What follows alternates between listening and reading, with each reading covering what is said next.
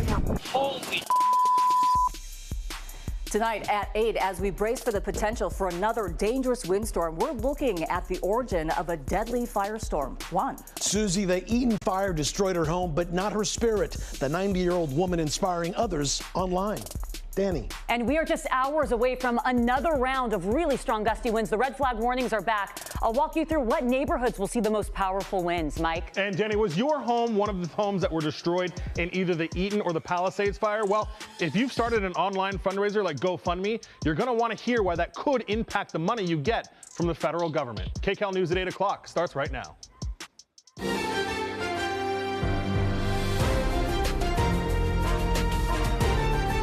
This is KCAL News, Los Angeles.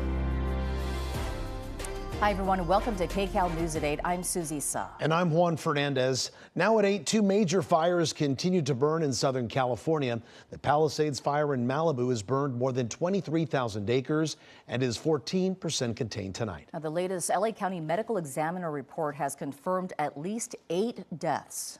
East to the Eaton fire now burning above Altadena. Now, that fire has reached more than 14,000 acres now and is 33% contained.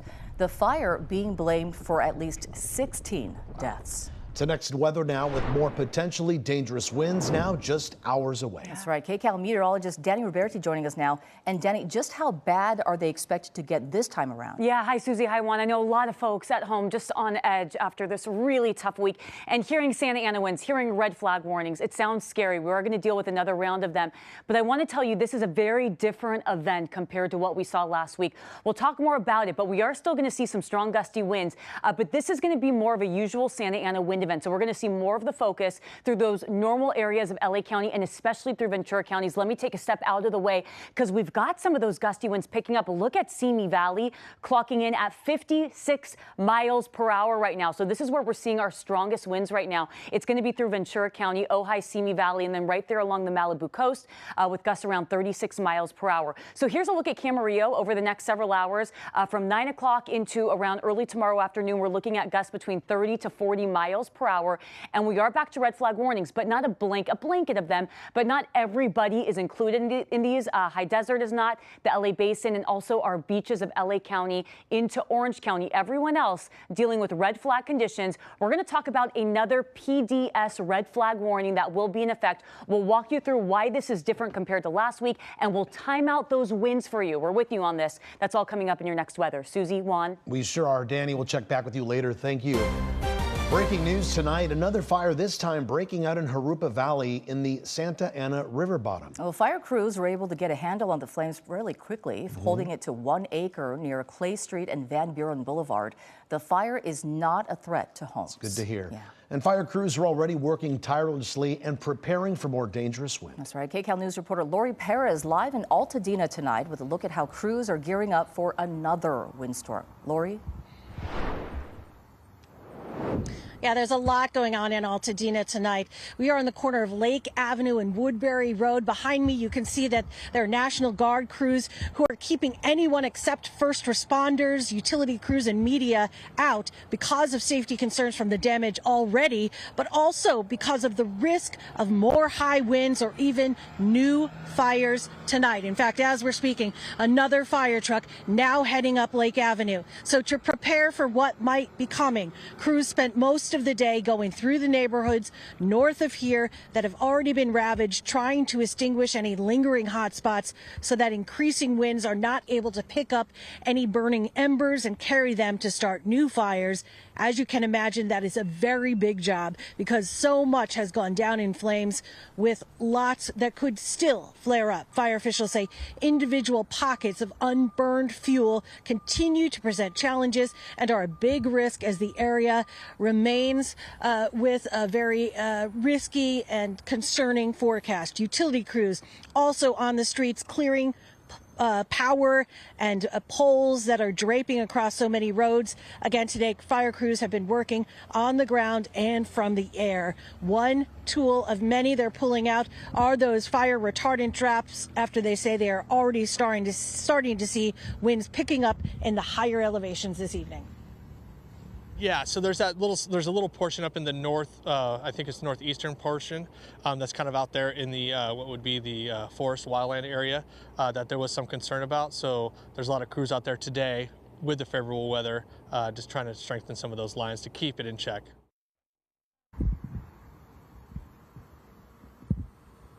Locals, well, everyone is praying for calm tonight, hoping that things remain without problems. We are live in Altadena. I'm Lori Perez. Back to you. Lori, thank you.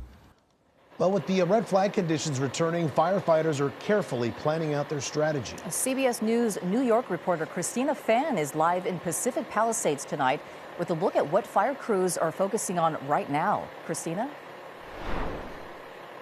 Susie and Juan, good evening. The next 36 hours are going to be so critical. Not only will it determine whether or not this devastating fire gets even worse, which hopefully it will not, but will also hopefully be on the road to recovery. Behind us, you can see there is a huge line of fire engines lined up here. These firefighters much better staffed and prepared than the same time last week when those Santa Ana winds first blew in. Again, you can see this long line. You have CAL FIRE. We also saw the National Guard and various public utility companies. A total of 5,123 personnel have been brought in to fight the Palisades fire, and over the last few days, they have successfully slowed its growth and increased containment to up to 14%. At a media briefing this afternoon, fire officials say their priorities have been extinguishing flare-ups around buildings, responding to hotspots, and building those all-important contingency lines. So far, they've accomplished all those tasks, and those flare-ups have remained within their lines. Now, seeing this is a huge relief for families in evacuation zones who once again returned to security checkpoints today, worried the danger the high winds might bring. The firefighter presence is also a comfort to those who lost everything, hoping that no one else has to experience their pain. They were told only when the red flag warning is over might there be a chance to return back and get the closure they so desperately need. And he said, Mom, in order for me to process this, I have to come home. I have to walk the street with you. And I said, well, we can't get in right now. We did know some people that got in earlier. And so I stopped around the corner to see if maybe I could get in. That's why we're talking now. But anyway, it's just, you know, we want to see it. We want to see what we lost. It'll be just part of the healing. And we're hoping to get in on Thursday or Friday. When the winds are finally... When the winds are gone, we're hoping it doesn't come back. There's really nothing left to burn in the Palisades except this one area, and I really hope it doesn't. So I'm just praying that the winds change and Mother Nature is finally on our side. And so, again, the next biggest test for firefighters, law enforcement officers, and everybody involved in the Palisades firefight begins tonight and goes all the way until Wednesday afternoon when those red flag warnings will finally subside. For now, reporting live from PCH, Christina Fan for KCAL News. And they are at the ready, Christina. Thank you. Well, just as some people got their power back, thousands could lose it again. That's right. We're also getting new information tonight about the water situation near the Eaton fire. Right. KCAL News assignment editor Mike Rogers at the desk now. Mike? Yeah, you know, I've already been looking at the Southern California Edison map. They do the public safety power shutoffs, and people that I just saw get their power back on last night are back again in the dark tonight. I want to show you my computer here because I'll show you some of the areas specifically that I'm talking about, and mainly the Point Dume area of Malibu.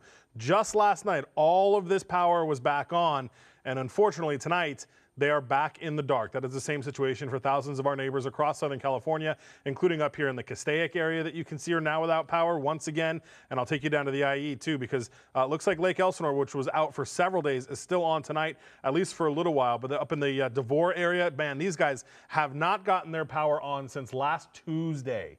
We're talking almost 7 days in the dark over there. Now, I want to show you this map from LEDWP because we asked them the same question about public safety power shutoffs and if they do that. They say they do that for their Tier 2 and Tier 3 customers. Looking at this map, those are the yellows and the reds on the map. So if your home falls within LADWP's jurisdiction and you are in the yellow or the red here, that is an area that you could experience your power shut off within the city of LA. Now, I also want to show you, because we just got this in from the city of Pasadena, they have made their do not drink area much smaller than it had been before. So previously, you see on the left here where there was a significant chunk of the city of Pasadena under this do not drink order. Now it is minimized and it is much smaller. And again, I want to be clear here, this is only for the city of Pasadena. The other cities that are impacted by the Eaton fire over there should still check with MWD, that's Metropolitan Water District, or whoever their water provider is. We've also got a full list of the current do not drink restrictions on our website at kcalnews.com. And I want to be clear, the Pasadena, the Eaton fire, that was a very strict do not drink. Over in the Palisades, they were saying it's okay to boil, but in the Eaton fire, it is do not drink at all, bottled water only, guys. And they have to flush out those lines, which should take time, and that's the problem there, right? Right. All right, Mike, thanks. Well, now to the Inland Empire, where concern is being added to the winds tonight. KCAL News reporter Nicole Comstock live in DeVore with a look at conditions there. Nicole? Well, you guys, it is cold and windy across parts of the Inland Empire tonight. The wind was blowing us around a little bit on the 15 freeway as we made our way here to DeVore, but we did stop off in Fontana. Take a look at this video here to see what kind of winds they're dealing with at the moment and the darkness, unfortunately, in their neighborhoods. Gusty northeast winds, low humidity, and critically dry fuel. All concerns for fire departments here that are fully staffed during these red flag conditions. And with those firestorms fresh in everyone's minds, SoCal Edison already implemented public safety power shutoffs to over 60,000 people in our 6 local counties, with a staggering 481,000 more on a watch list to potentially have their power turned off. Many in the dark tonight, others using generators. San Bernardino County Fire says these red flag warnings have been going on here for a week now, which is the longest stretch of time they can remember seeing that, which means they have all hands on deck here, in addition to sending some crews to those other local fires burning. Now, we did speak with residents who say that the families who have lost everything definitely have it much worse, but it is still a really big burden on them to go so long during these power outages. I don't think it's fair to us. You know, we come home all stressed out knowing that, you know, I don't have clean clothes, and we only had like a very small window, and we have a newborn, so, you know, we're like really busy with her, so we don't have time to do a whole lot. So them turning off the electricity is like a big burden for us. The red flag warning and the power shutoffs that run concurrent with that. Think about now's the time to go and fuel up your vehicle. Make sure your car has a full tank of gas.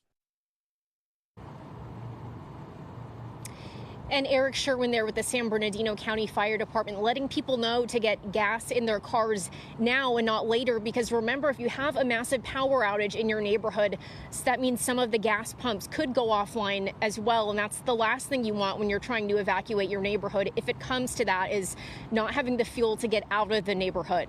Reporting live in DeVore, Nicole Comstock, KCAL News. Right, Nicole, thank you so much. Ventura County preparing for the brunt of those red flag conditions tonight. Plus, new video of what may be the start of the Eaton fire as the feds look into what ignited the firestorm in the Pacific Palisades.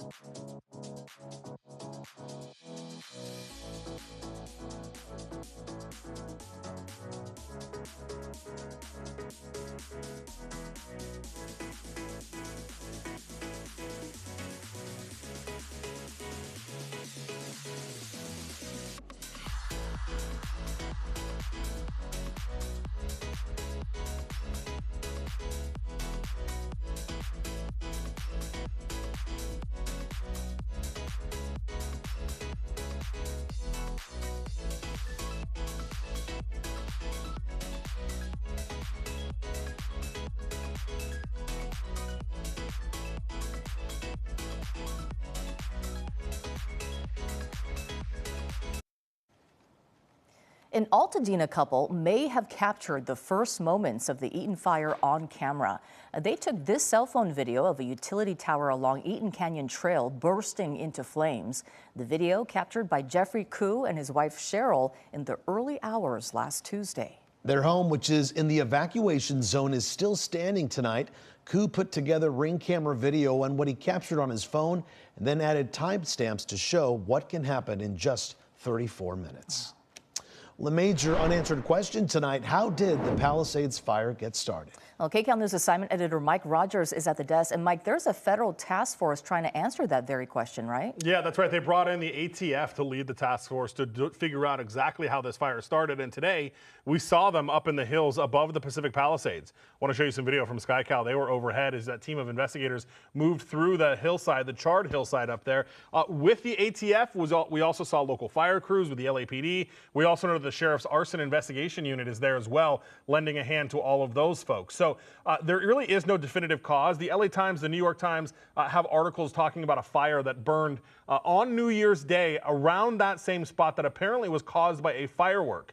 One of the theories that is being looked into is if that fire that was caused on New Year's Day wasn't fully extinguished and was rekindled by the winds over the last week. I wanted to show you this angle from SkyCal, though. We can see where the fire burned to. And it's interesting because the areas that sustained the most damage are actually furthest from the start of the fire, which is interesting. Today, though, the police chief was asked about the possibility of it being that New Year's Day firework. They're looking at all possibilities. They can't talk about the investigation while it's ongoing. As you know, they're also looking at the cause and point of origin for all of these fires. So the task force that we mentioned yesterday that's together is being led by the Bureau of Alcohol, Tobacco, and Firearms. They are the best in the business. Yeah, now, guys, I want to show you this. This is breaking news. We've got a new fire burning in Ventura County. It's called the Auto Fire. This is the picture from one of the Alert California cameras. The good news is right now, according to my colleagues, the fire is in check at about 5 acres. You still see some of the flame links there. The reason it is called the Auto Fire is not because it's burning a car, but because it's near Auto Center over there. So that's why they've named it the Auto Fire. And you can see here from this camera as it kind of pushes to the north in Ventura County. So we're continuing to monitor that situation. But again, right now, about 5 acres burning in the Ventura County area. If things get any worse, I'll be sure to jump back on and let you know. All right, very good, Mike. Thank you so much. Well, tension and high winds in the air tonight as residents in Santa Clarita brace for another round of those strong winds. CBS Sacramento's Hunter Soward's live in Santa Clarita, where the gusts will reach 50 miles an hour. Hunter? Yeah, hey there, guys. Right now we are seeing things pick up just a bit, but it's really expected to be the strongest in the overnight hours at around 4 a.m. And that can be really dangerous. Of course, we know so many people are sleeping. It's what makes those alerts so important. That's what I talked to fire officials about today, but really is the calm before the next intense windstorm. Not as bad maybe as what we saw earlier, but still with potential to do a lot of damage if something sparks.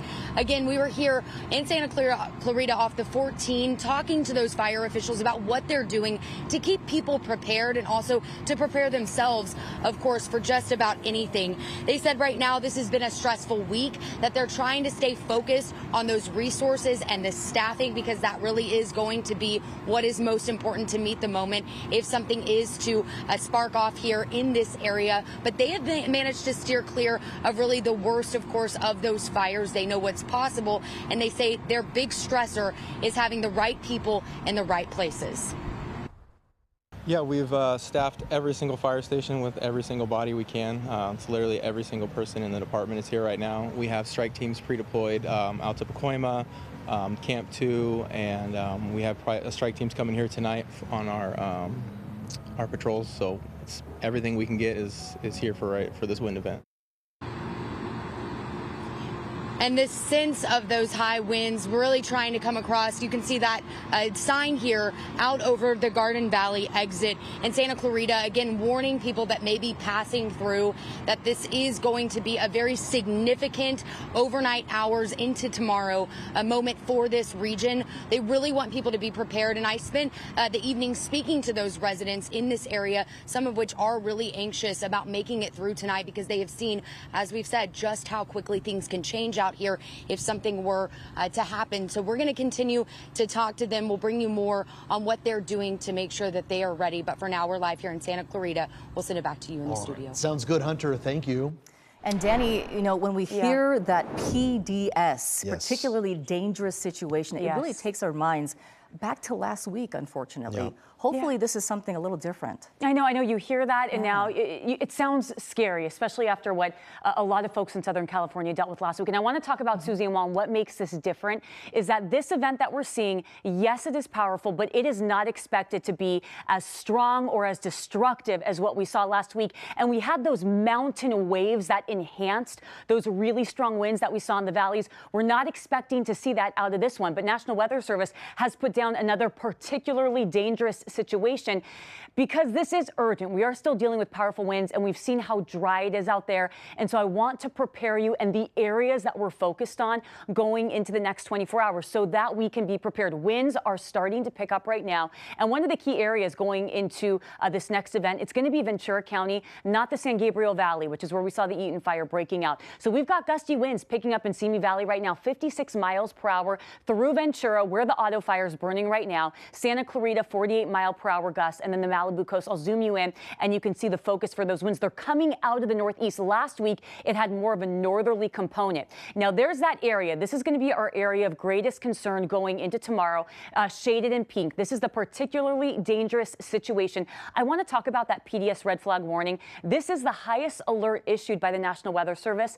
This is going to be our fourth one in 3 months, and typically the National Weather Service issues one every 5 to 10 years. So this has been an abnormal year for us. The focus for this PDS, it's really going to be Simi Valley over towards San Fernando, the western Santa Monica Mountains, Ventura, Camarillo, Fillmore, and the I-5 corridor for that highest risk, the 210 corridor all the way over to San Fernando. And with that, we're going to be seeing some really strong gusty winds, high wind warnings in these areas. Our mountains seeing the strongest, though, 50 to 70 mile per hour gusts. Coasts and valleys expected to see 45 to 60 mile per hour gusts. So let's talk timing. This is important.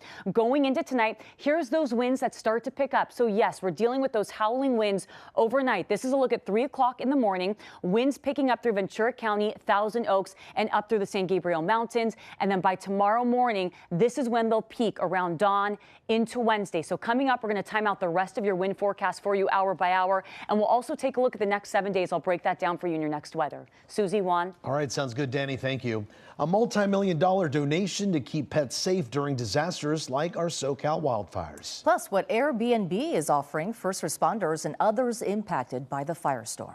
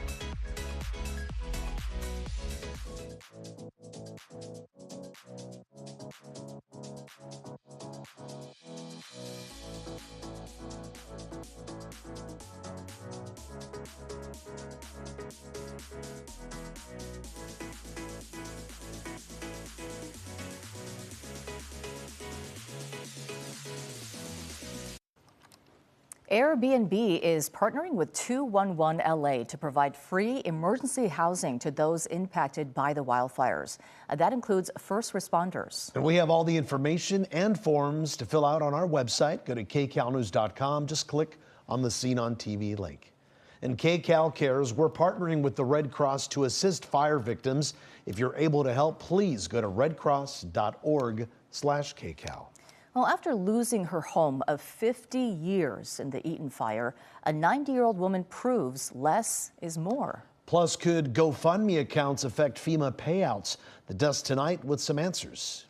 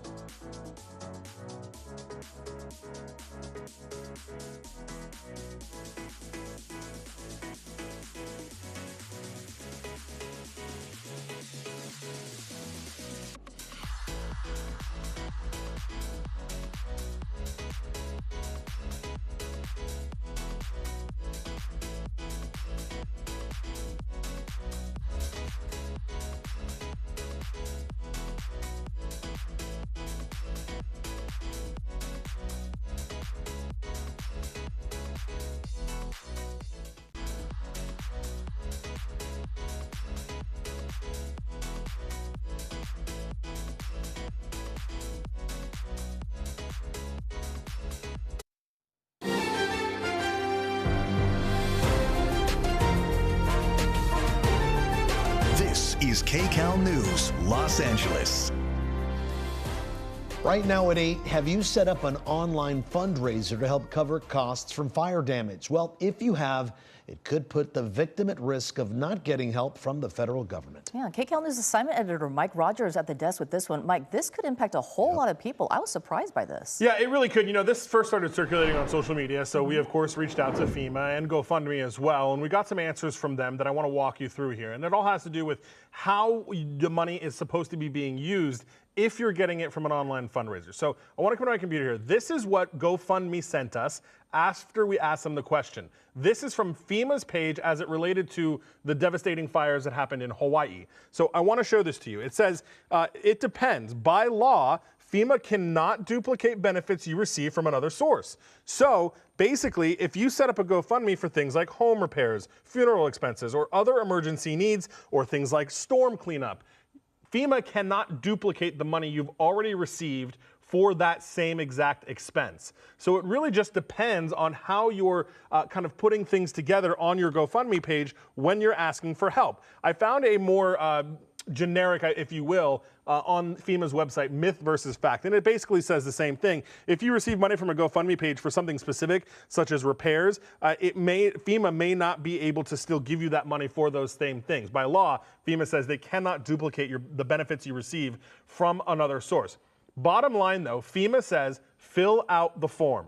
Don't let this discourage you from the form. FEMA can help you with a lot of different things. So even if you've got a GoFundMe and you're receiving or have received money from a GoFundMe or another online fundraiser, FEMA suggests continue to fill out the forms, continue to submit them. They'll work with you. They'll figure out what you might be eligible for and what you might not be eligible for. But it's a good warning. We have seen tons and tons of GoFundMe pages pop up after these fires. And it's important that people understand if you're getting money from GoFundMe for a very specific thing and you've applied for those FEMA benefits, FEMA may deny you based on the fact that you've already gotten money for that specific problem. But again, FEMA insisting, fill out the forms and you'll figure it out on the back end. All right, Mike, good to know. Thanks so much.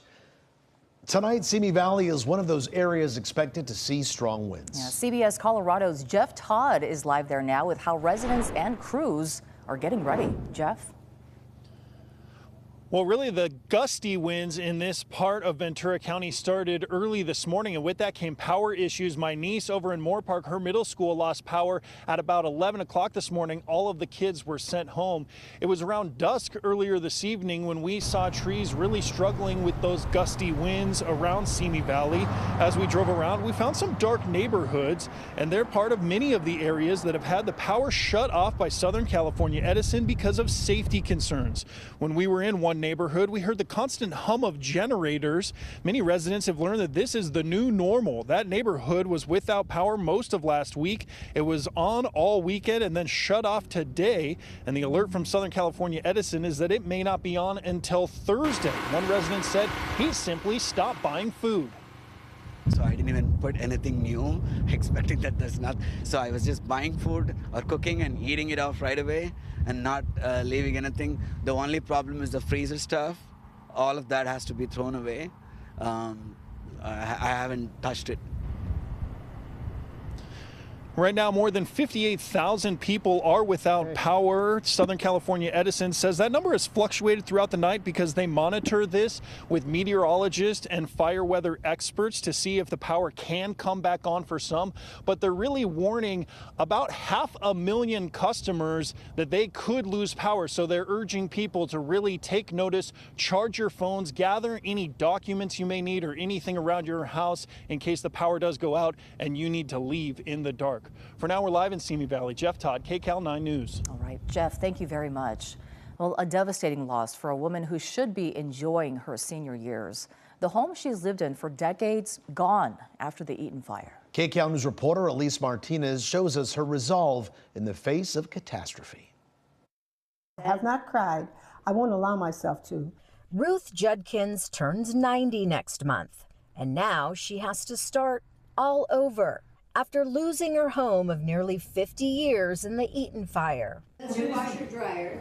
Judkins hadn't seen the extent of the damage until we showed her some of the images that we captured for her. If I decide I want even less, fine, but I know I won't decide I want more. Judkins' words of wisdom have been a source of comfort for many after her granddaughter posted this video online.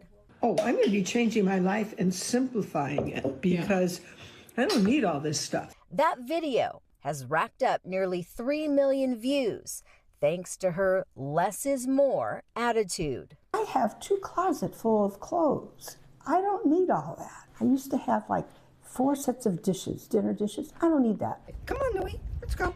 Judkins says at nearly 90, she didn't expect to live that much longer. But now she's inspired to rebuild her home sustainably and to support her community. I want to start again, and I don't know how many years, even if I get 1 year of enjoying that home again. I'm thinking that when I go, whoever gets my house will live happily there. In Pasadena, Elise Martinez, KCAL News. Firefighters enduring grueling conditions on the fire lines are resting in conditions most of us can't imagine. Yeah, they're sleeping in their fire trucks right now. CBS Pittsburgh reporter Barry Pintar tonight shows us what is motivating them. Tucked away at the back of his fire truck at 6 a.m., just after light begins to peek into the sky, this firefighter is grabbing a moment to brush his teeth. A few moments later, he is with his team, who traveled from San Diego to L.A. to battle Los Angeles' largest natural disaster in history. This is his and his fellow fighters' life for the next few days, or next day, or few weeks. Here's the battalion chief and strike team leader. How often do you work and how often do you have off? We work 24-hour on, 24-hour off. Okay, so how is that? It can be challenging at times. You don't sleep pretty much the whole 24 hours, and then you go and rest, and so you kind of catnap in the camp. Here we go. Eric Stam is the chief of this unit. They are stationed in a section of L.A. that could burst into flames at any moment. It's ripe for the rapidly spreading forest fires here. As a precautionary measure, CAL FIRE has them stationed in the neighborhoods throughout the affected areas. That stationing means they are here on a 24-hour on, 24-hour off schedule. In the sleep trailers or in the tents you have, or your fire engine or your staff vehicle. So I couldn't help but notice when we were down here doing our live shot earlier, some of your guys brushing their teeth on the side of the truck. It's kind of like life on the road for 24 hours, It's right? camping without the amenities. Really? Yeah. These fire trucks have no beds, no comforts of home, seats that won't even recline. If in the overnight hours they can get a few moments of shut-eye, they'll take it. But overall, they're working 24 hours straight, every other day, always at the ready.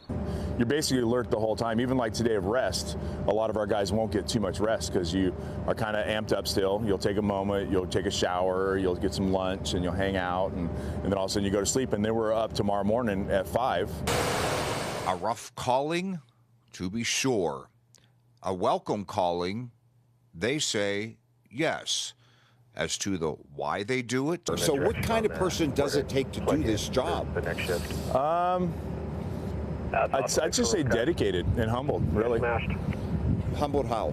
Humbled where you just want to help people out, and you are humbled seeing stuff, and you're just humbled every day. So if we're going to talk about words that begin with the letter H, he chooses humble, certainly that, but I know I would like to add, and I'm sure many of you, another H word, hero. Reporting in Los Angeles, I'm Barry Pintar. We are so thankful to all our firefighters, aren't we? Yes, we are. Well, a firefighter shares a rare look inside the firefight in Altadena, why he wants you to see it. Also, desperate wildfire victims facing rental price hikes up to 81%. What's being done now to keep evacuees from being burned again?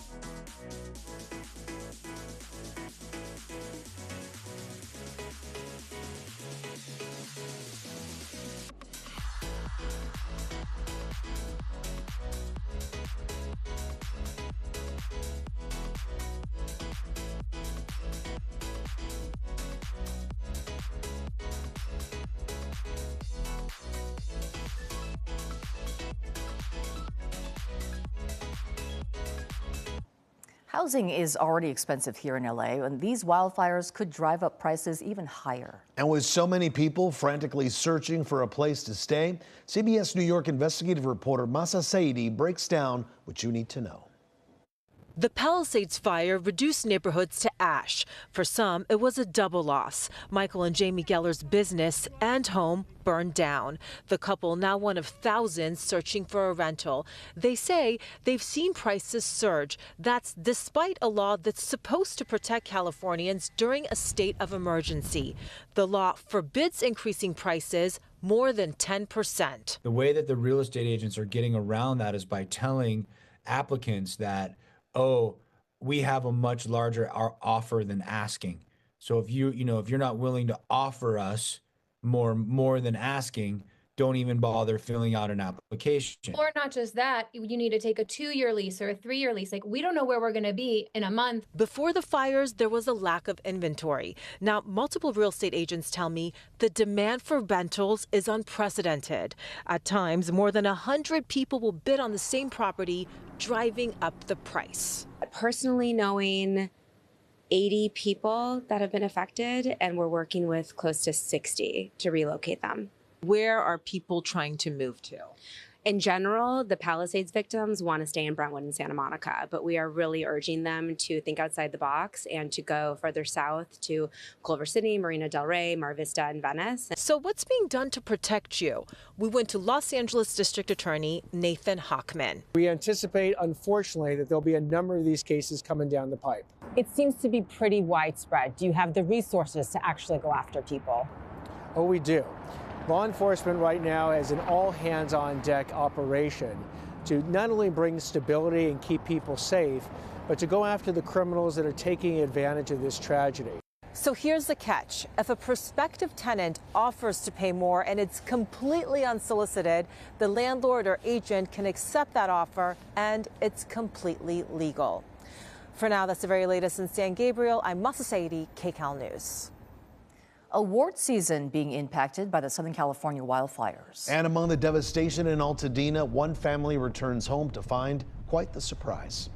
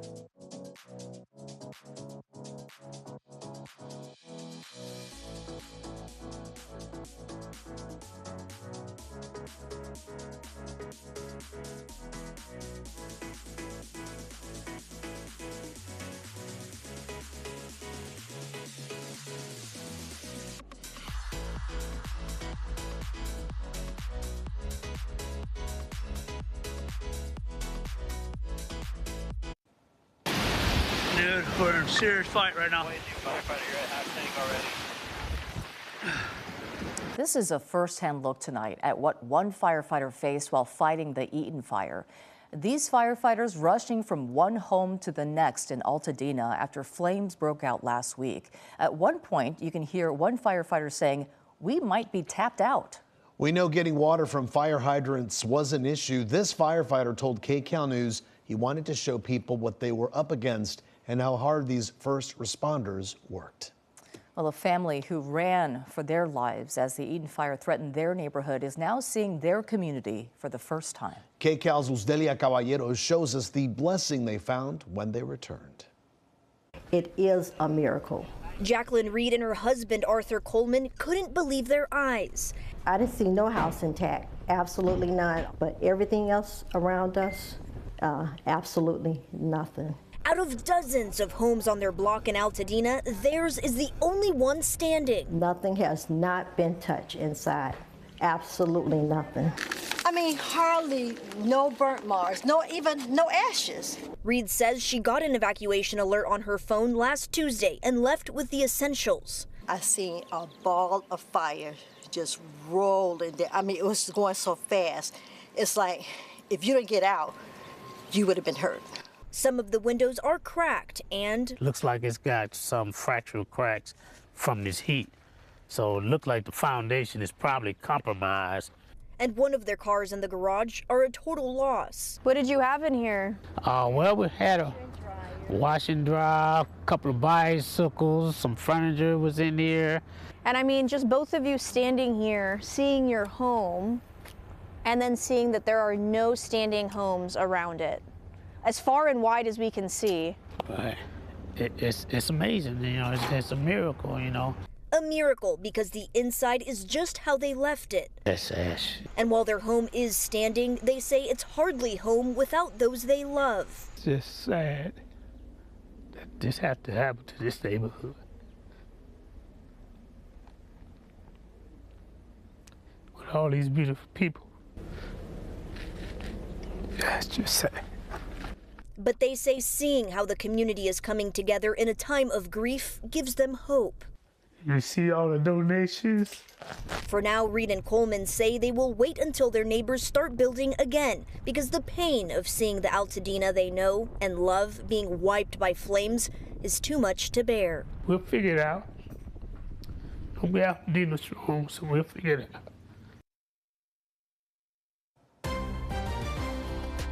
So many stories like that of heartbreak and loss, and of course we wish them all the very best, but such a difficult situation for so many families. I mean, thousands and thousands of families across Southern California. And, you know, when we're talking about more winds in the forecast, it's not welcome news, that's not for at all. sure. No. And I know it sounds scary after what everyone went through last week. And so we are here to walk you through moment by moment. We are not expecting to see a windstorm as destructive or as strong as what we saw last week.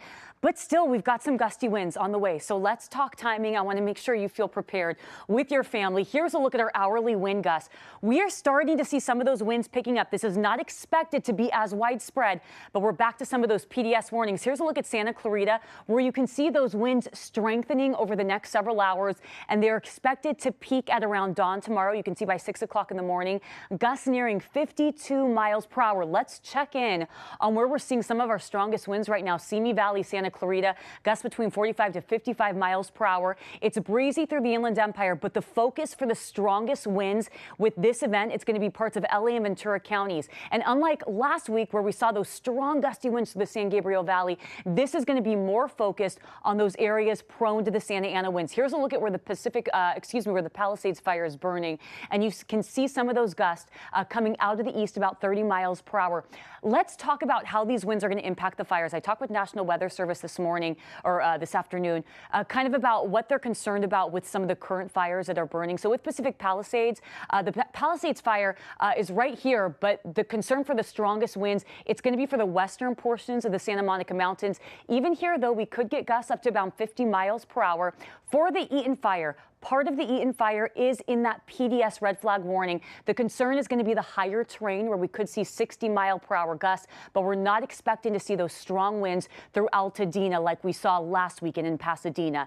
But we are going to get some of those gustier winds focused more through Ventura County, areas like Thousand Oaks. So here's a look at those winds picking up late tonight into early tomorrow morning, and you can see through the mountains of the San Gabriel Mountains, Thousand Oaks, Malibu, over towards Santa Paula, gusts between 40 to 50 miles per hour. This continues Tuesday and then again going into Wednesday morning. But finally, Susie and Juan, once we get to Thursday, this is when those winds are going to die down and some welcome changes. We're going to see much cooler temperatures and better relative humidity, and that's going to take us all the way into the weekend. So those are some changes that we've been waiting for, the focus for the winds today, Tuesday, and Wednesday, though, and we'll keep you updated on those. Okay, very good. Danny, thank you so much.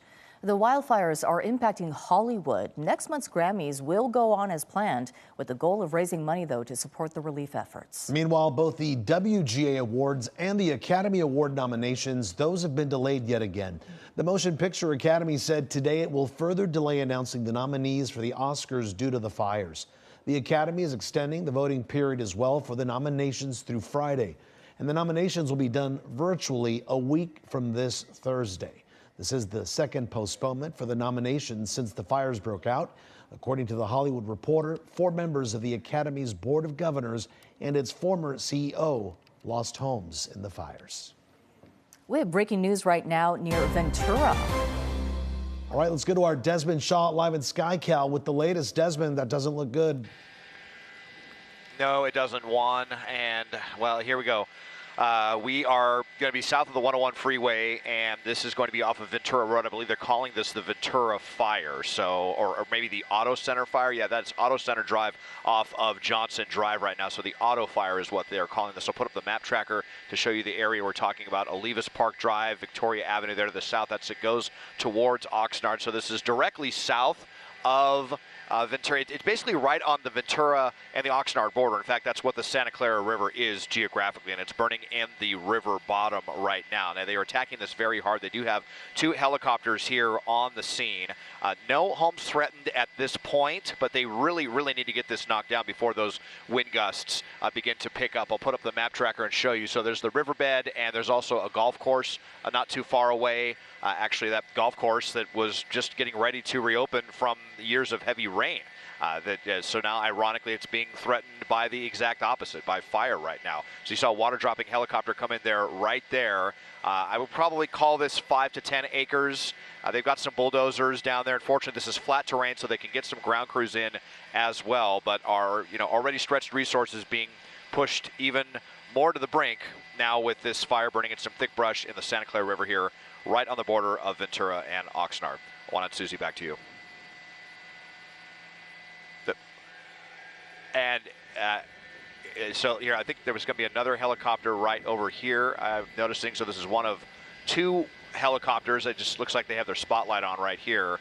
And definitely wondering how this fire could have started, because this is not really near the freeway or anything. This is, I mean, it is kind of near the freeway, but it's not like a situation where a cigarette butt or something would have ignited some brush. I can tell you as a resident up in this area, that the Santa Clara River bottom is definitely, there's homeless people down in the river bottom, so that is certainly a possibility. But very, very thick and dry brush there in the Santa Clara River bottom, and they haven't had really any water to speak of to hydrate any of that brush, and so it is all just going up right now. Winds definitely beginning to pick up. They are not super strong though at this point, but we know that they are in the forecast to get quite a bit stronger. And this is going to be right behind the Ventura Auto Mall. That's why they're calling it the Auto Fire. So definitely Des, I got a question visible from the 101 freeway. And Mike, I think I hear you down there. Yeah. Hey, Des. So one of the things that we had just heard, the golf course that I think is on the north end, the Buenaventura golf course, was actually going to turn on the sprinklers to see if that would at least help stop it kind of moving. I know it's really dark down there. You don't see the golf course, do you? No. So here it should be on. All right, we're going to work on Desmond's audio there. But yeah, you can see this fire continuing to burn in the Ventura City and Ventura County area. It really started on the Oxnard side, and then it burned into the Santa Clara riverbed. The good news is, Des was saying, it is continuing to stay within that riverbed. And Des, we got your microphone back. It looks like the closest street there, I see Victoria. Not really, oh, thank you for doing that. That's the golf course you were talking about. No real homes or businesses in the area to speak of, right? No, everything, all of the, there is an industrial park here over on this side of Olivas Park Drive where you see all of these businesses right here, but no homes, and the fire definitely burning away from those. And then you also have the Ventura Auto Mall that's right next to them, but everything kind of burning away. There's a really large natural buffer here, and you know, you have a lot of that in Ventura County where you actually have geographic features that divide the cities, and that's what the Santa Clara River is for Ventura and Oxnard. And here I'm putting it up again, you can see there's no homes for quite some time. So if they are able to just kind of keep this corralled to the riverbed, it shouldn't really threaten anything. But as we know, when you have embers flaring up, they could certainly carry things downwind, and that is going to be a pretty dangerous situation. But 2 firefighting helicopters up here right now. Here comes one with another water drop right now. The other one maybe doing just kind of some reconnaissance right now. We saw them, they had their spotlight on earlier. So bulldozers down there as well. Those will be pretty effective to come and literally suffocate the fire. You have a lot of sand and dirt there in that riverbed that will be pretty effective for doing that. You see some of those hand crews that are down here. I saw a couple of bulldozers down in the area as well. But a new fire start here in Ventura County. Definitely nerve-wracking as the winds begin to pick back up, Mike. Yeah, and Des, we were talking about some of the towers, the radio towers that look like they're right in there in your shot, right? Yes. We do have some communication towers, and we actually heard that the 2 helicopters down there kind of, warning each other about the presence of that. That's kind of complicating things for those 2 helicopters that are down there trying to, drop some water. So they obviously need to avoid those towers. I'm not sure what transmission towers those are, but well, certainly just for some local radio stations, not for television. They look like radio antennas. So 2 kind of little looks like 2 different parts of this fire with a little bit of a gap there in the middle, and it's pretty dramatic looking. Definitely, I mean, you can see just how thick the brush is that's burning in this area, and a lot of this hasn't burned for a very, very long time. Very thick, and you can see how they're starting to move in the winds, which are definitely starting to pick back up, and all of these embers now picking up as well. Look at that, just erupting into the air. Yeah. Each one, potentially another fire waiting to happen as much as a quarter mile away as these begin to flicker up. So that is what's really nerve-wracking, and that's going to be worrying people. And it is moving towards Victoria Avenue. This is the main thoroughfare that connects Ventura with Oxnard. And you can see actually some people parking over on the side of the road. Definitely not an advisable thing to do right now. No, I would say so, Desmond. We continue our breaking news coverage at 9 o'clock here on KCAL News. And we're talking about this new fire in the city of Ventura. I'm Pat Harvey with Leslie Marine, and Desmond Shaw is live in SkyCal along the Santa Clara River. So we certainly didn't expect this to happen, Desmond. We knew that there were going to be winds and there's a possibility of flare-ups, but certainly not in this area where it is. Ventura really got spared with the last big event, and we've been talking about how Ventura, I heard Evelyn saying it earlier, that there was definitely going to be experiencing some of this wind event with this one that is just getting ready to ramp up right now. So, when I was just up there flying around looking at everything, you're just wondering, where could the next big fire potentially be? Because it just seems pretty much every single serious Santa Ana wind event we've had so far this season has led to a really bad fire. I mean, it's already been a really bad fire season before the Palisades and the Eaton fires, and we know we're not out of the woods with even more winds in the forecast. This one, I'm pretty confident they're going to be able to get knocked down before it really threatens anything seriously. You can see these water drops that they're making right now. They're going into the Victoria dip, I believe they're calling. So they have a place where they're going to get some water, and I believe they're even talking about going into the golf course as well. They may be going, there's 2 golf courses here kind of on either, along Olivas Park Drive. You have the Olivas Golf Course and the Buenaventura Golf Course. The other one is over here in the darkness close to the Ventura Harbor. So they may be dipping into some water features over there. But it has moved closer to Victoria Avenue even just since we got overhead a couple of minutes ago. And you've got all these people pulling over to take a look at this. And, you know, I wonder if you're going to get to the Ventura Police or Oxnard Police or Ventura County Sheriffs come in and get all these people out of here, because it is definitely moving in the direction of Victoria. You can, as I widen out, we're getting a better look. You can still see, you know, there are some homes there in the distance, but it's really kind of traveling along the course of the riverbed right now, especially with the way that the winds are blowing. So certainly nerve-wracking, but these people definitely need to be aware off of Eagle Creek, Bay Hill, that's off of Vineyard Avenue, but fortunately it looks like the fire at least is not moving in the direction of those homes. Yeah, and we have been talking about this particularly dangerous situation. That's what the National Weather Service is calling the winds that will be hitting us overnight. And Ventura was one of those areas that was of particular concern, Pat. But the difference, I would say right now, is that we're already seeing these water dropping helicopters in this area, the air support, right? And they've talked about it. We have so many resources right now that we just hope they'll be able to get there. But we do have a very, very large wind event coming tonight. And if you live in Camarillo, which is, you know, that's down the road on the 101 freeway, you certainly don't want to see this either. That's probably why this is a little bit surprising, Desmond, because we did see the fire burn in other areas. Not saying that this Ventura or any other place wasn't ripe for these kinds of fires, but just the fact of how they are occurring and where they are occurring. These, you could say these look like spot fires, but to me, they look like fires and small fires in different places, which is kind of unusual. It's definitely spreading out, and that is, I'm sure, you know, thanks to the wind. I mean, just widen out and show you now. You have all of these big patches of fire. It's not just like one big pillar of flame moving around, and you have, you know, I think spot fires starting to pop up with a lot of those embers that are getting ejected in the air, like we just showed you. But you see they're refueling, or rather, you kind of reloading with water here pretty quickly to drop here in the Santa Clara riverbed and trying to get a handle on this. So. It's going to burn through quite a bit of brush in this area, no doubt about it. But it is definitely beginning to get closer to Victoria Avenue. Now we're starting to see the authorities here coming along Victoria, and they're going to start to get some of these people out of here. It's frankly just not very responsible behavior for people to be pulled over and just looking at this fire that is moving towards them right now.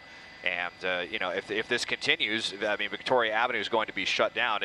At the rate it's going, it's almost certainly, I'm going to say, get shut down, at least for them to get a handle on this. But that is a very important road that goes between Oxnard and kind of the coastal Oxnard area. And the city of Ventura goes up near basically right by the government center for Ventura County as we come in with another water drop. So they're doing kind of a 1-2 punch here.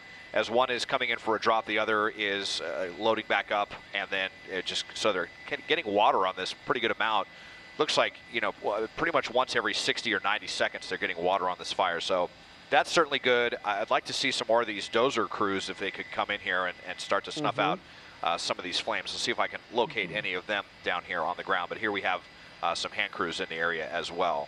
Okay, Des, actually, Mike has some video from the ground. Is that what we're looking at now, Mike? No, that's Desmond's video. We'll show you there on the right side of your screen is the video from the ground, released to us by the Ventura County Fire Department. I wanted to show you this because I wanted you to see the length of the vegetation that is in there. It's very tall, which often is in the bottom of riverbeds, and very easy to burn. It's super dry. You see how dark it is. There you see a Ventura County Fire Department helicopter coming in. There is one Ventura County Fire helicopter and one Colson Aviation, the Sikorsky Sea King, that is up there. So the Sikorsky Sea King does have a good amount of water that is in it, and then Ventura County's got their Firehawk that is putting water on this as well. But that is the challenge as we look at Desmond's video as well. These very long flame lengths of the fire because of how tall the brush is in the bottom of these riverbeds. You know, Desmond said, I'd like to see more ground crews in there. Do we have any idea How many are there? I mean, we do have some there. Yeah, let me see. Let me look at their dispatch here. So I see one dozer that is there. Let's see, CAL FIRE has been requested as well. And they'll probably, when CAL FIRE gets requested, they'll usually bring in the dozers with them as well. I know Ventura County has dozers too. One thing that we're trying to get a public information officer from Ventura County on the phone because Ventura County has sent a lot of resources to the Palisades fire. So we're wondering, and we want to ask if there's any competition for resources right now, if they've got dozers out in the Palisades fire, if they're trying to get them back here, or if they kept some behind. So those are all questions that we're trying to get answered right now. They had one in the IE, so I wonder if that should be out by now, I would think. We haven't revisited that in a minute. But let me see where that's at. It looks much better than it did earlier. Yeah. Yeah. Yeah, but what you're mentioning, Pat, it is very odd because you are seeing so many different little hot spots, and I wonder if that's because that's how this fire is burning, or if it's because those water-dropping helicopters, the air assault is making that much progress in such different areas. I believe we do want to bring in Evelyn Taft. Ev, we're talking about this PDS warning as we head into these night hours, and this area very much under it.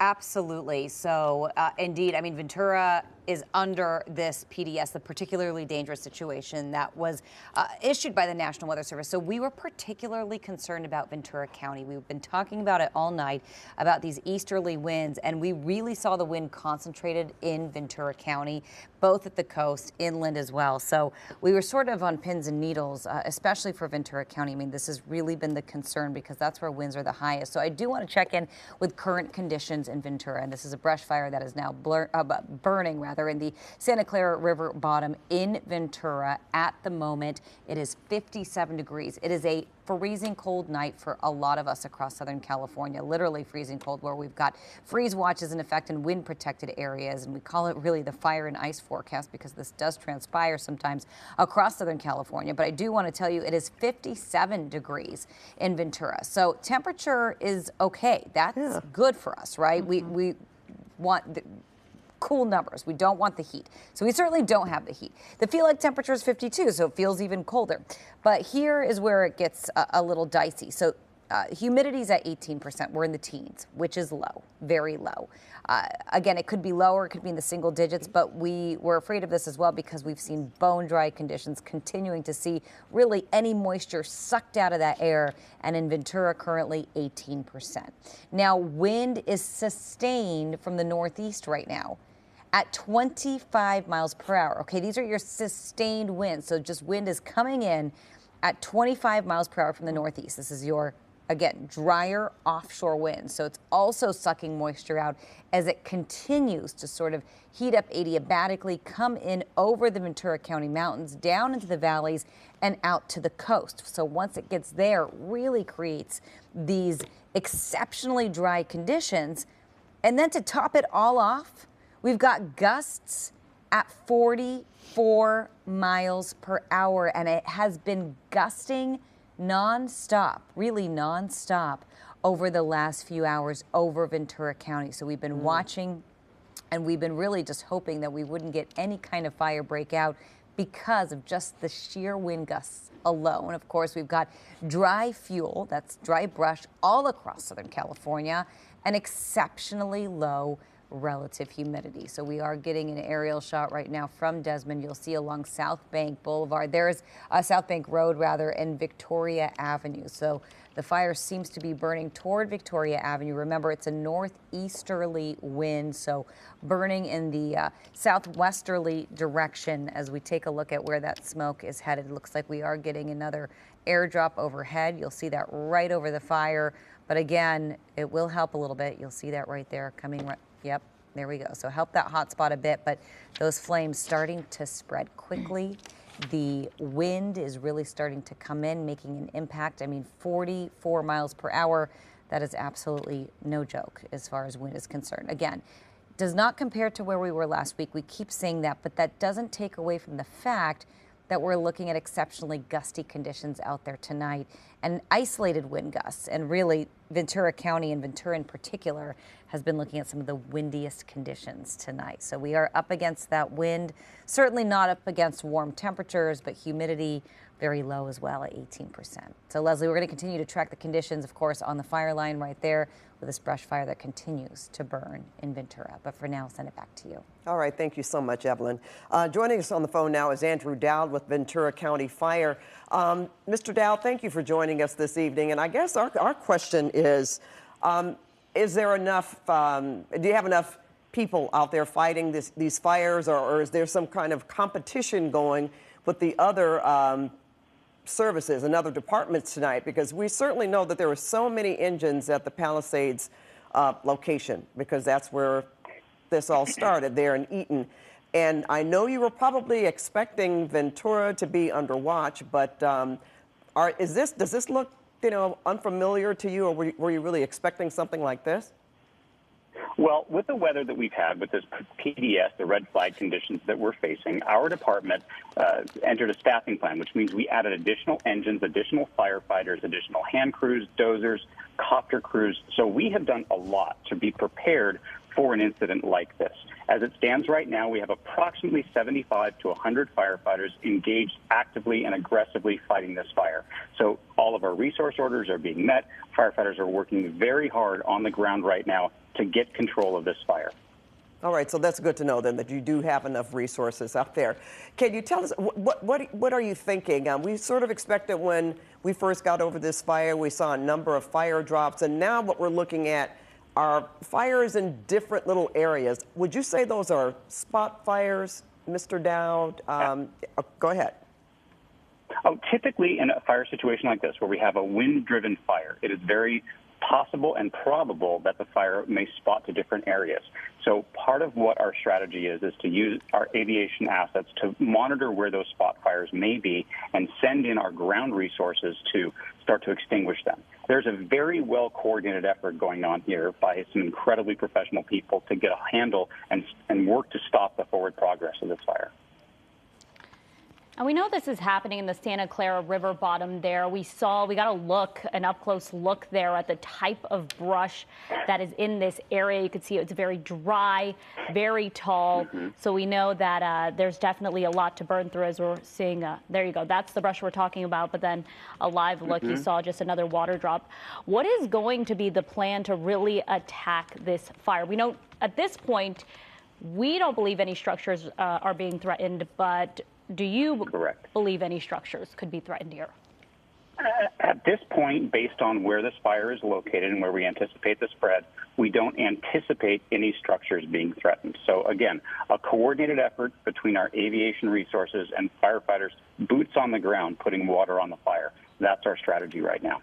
So at this point, and we're being joined. We're being joined here at this incident by Ventura County Fire Department, Ventura City Fire Department, Oxnard Fire Department, so Federal Fire, Ventura County. So we have multiple agencies on scene working together to knock this fire down. Mr. Dowd, can I ask you if there are any preparations right now that you know of to call for evacuation warnings, evacuation orders? Of course, the warnings would come first. Is anything like that in place right now? From what I understand, we don't have any anticipated evacuation warnings. One of the things that we do in a situation like this is make sure that if there is anybody that might be in the river area, in the area of the fire, we do try to make sure that they are out of harm's way. Obviously, life safety is our #1 priority in any fire operation that we conduct. But as of now, we don't anticipate any evacuations. That can change. It's always a dynamic situation, of course. However, at this point, we don't see that as a possibility, as a concern. You know, we're calling this the auto fire. Can you tell us just how close is the auto center to what we're looking at right now? We're a ways away from Auto Center Drive. So it's aptly named because of the street Auto Center Drive, but we're not impinging upon, we're not near, and the fire is not spreading towards Auto Center Drive. All right, and a lot of dealerships there. Correct. Yes, the fire is not threatening them or even spreading in that direction. Well, that's good. Yeah. Oh, okay. All right. I think Mike Rogers had a question. Really quick, before we go, Mike Rogers at the desk did have a question for you here. Yeah, I kind of wanted to ask you a little bit of a pointed question here.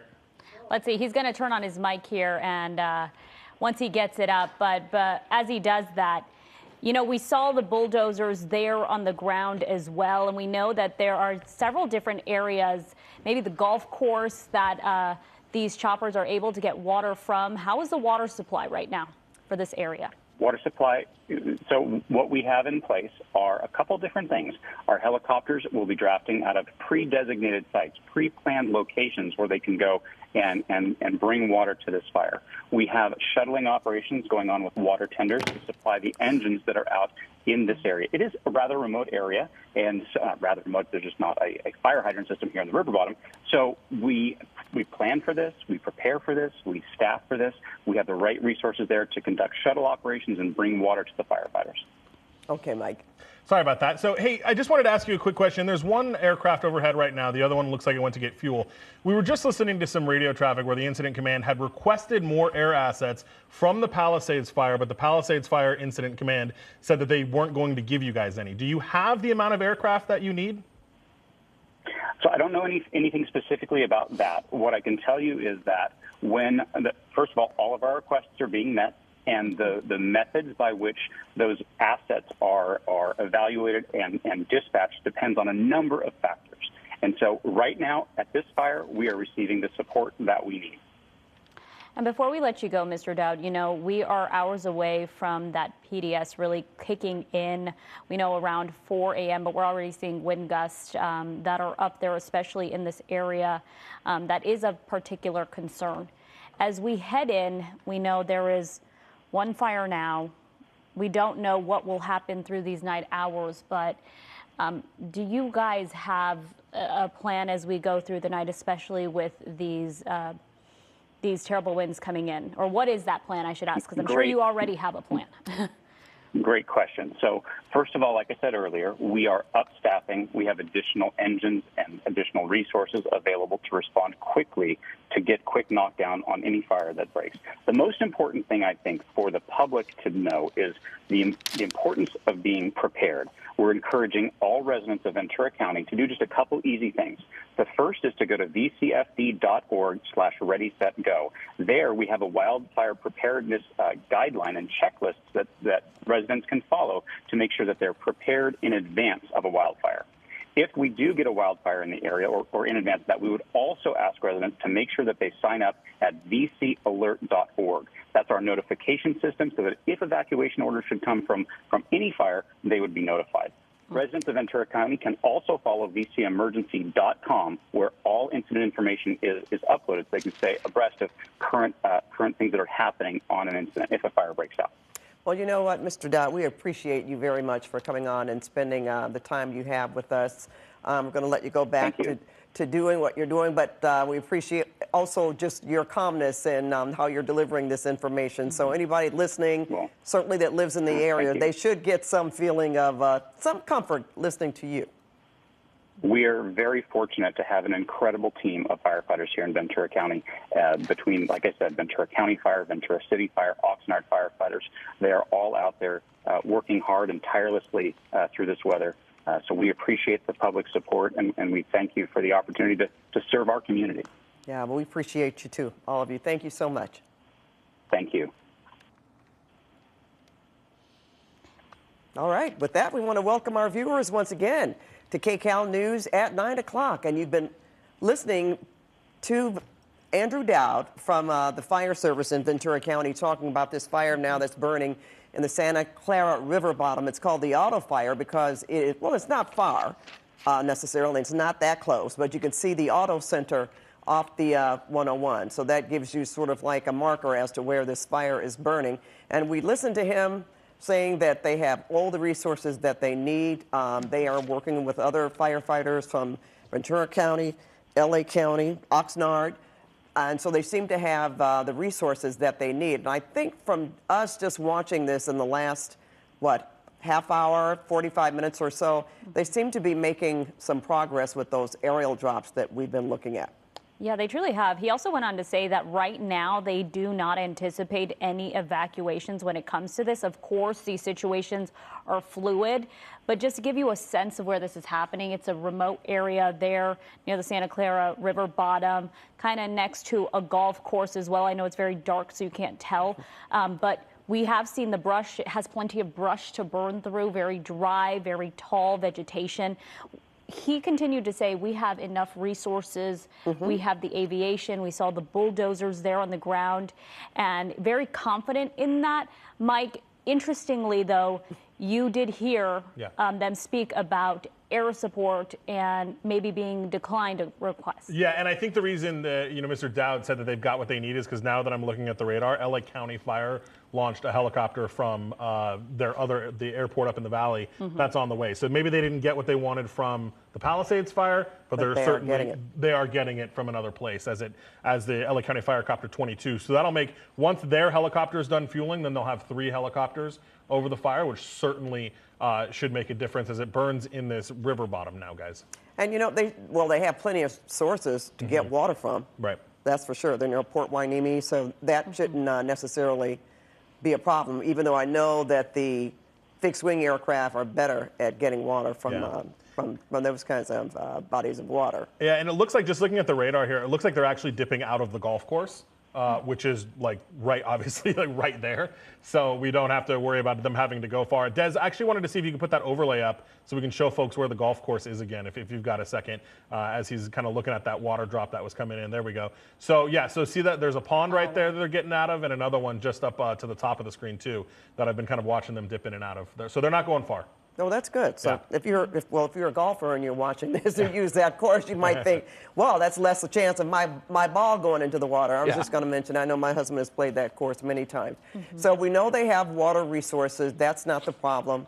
And it looks as if they have more ground crews from what we can see than we first got on this fire. We've seen, is it more than one bulldozer out there that's helping to cut lines? Yeah, I did hear them. They did get a camp. So while they couldn't get an aircraft from the Palisades fire, they did get what's called a camp crew, which is the ones that really get in there and dig out the lines and do all of that. So they got one of those from the Palisades fire that's on the way. We already saw them down there a little bit before.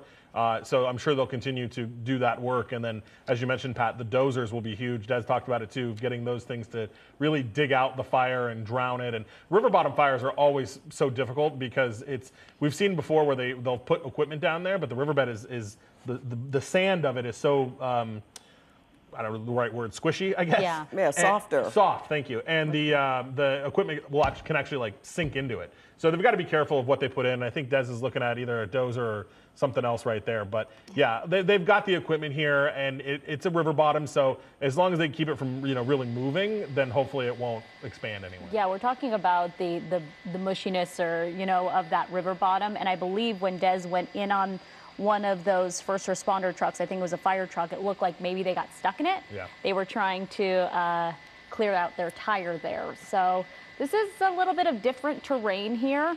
As he zooms back into it, you could see one of the firefighters, one of the back tires there looked to be a bit stuck.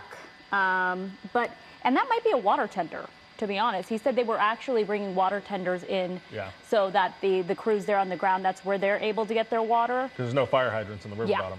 Yeah.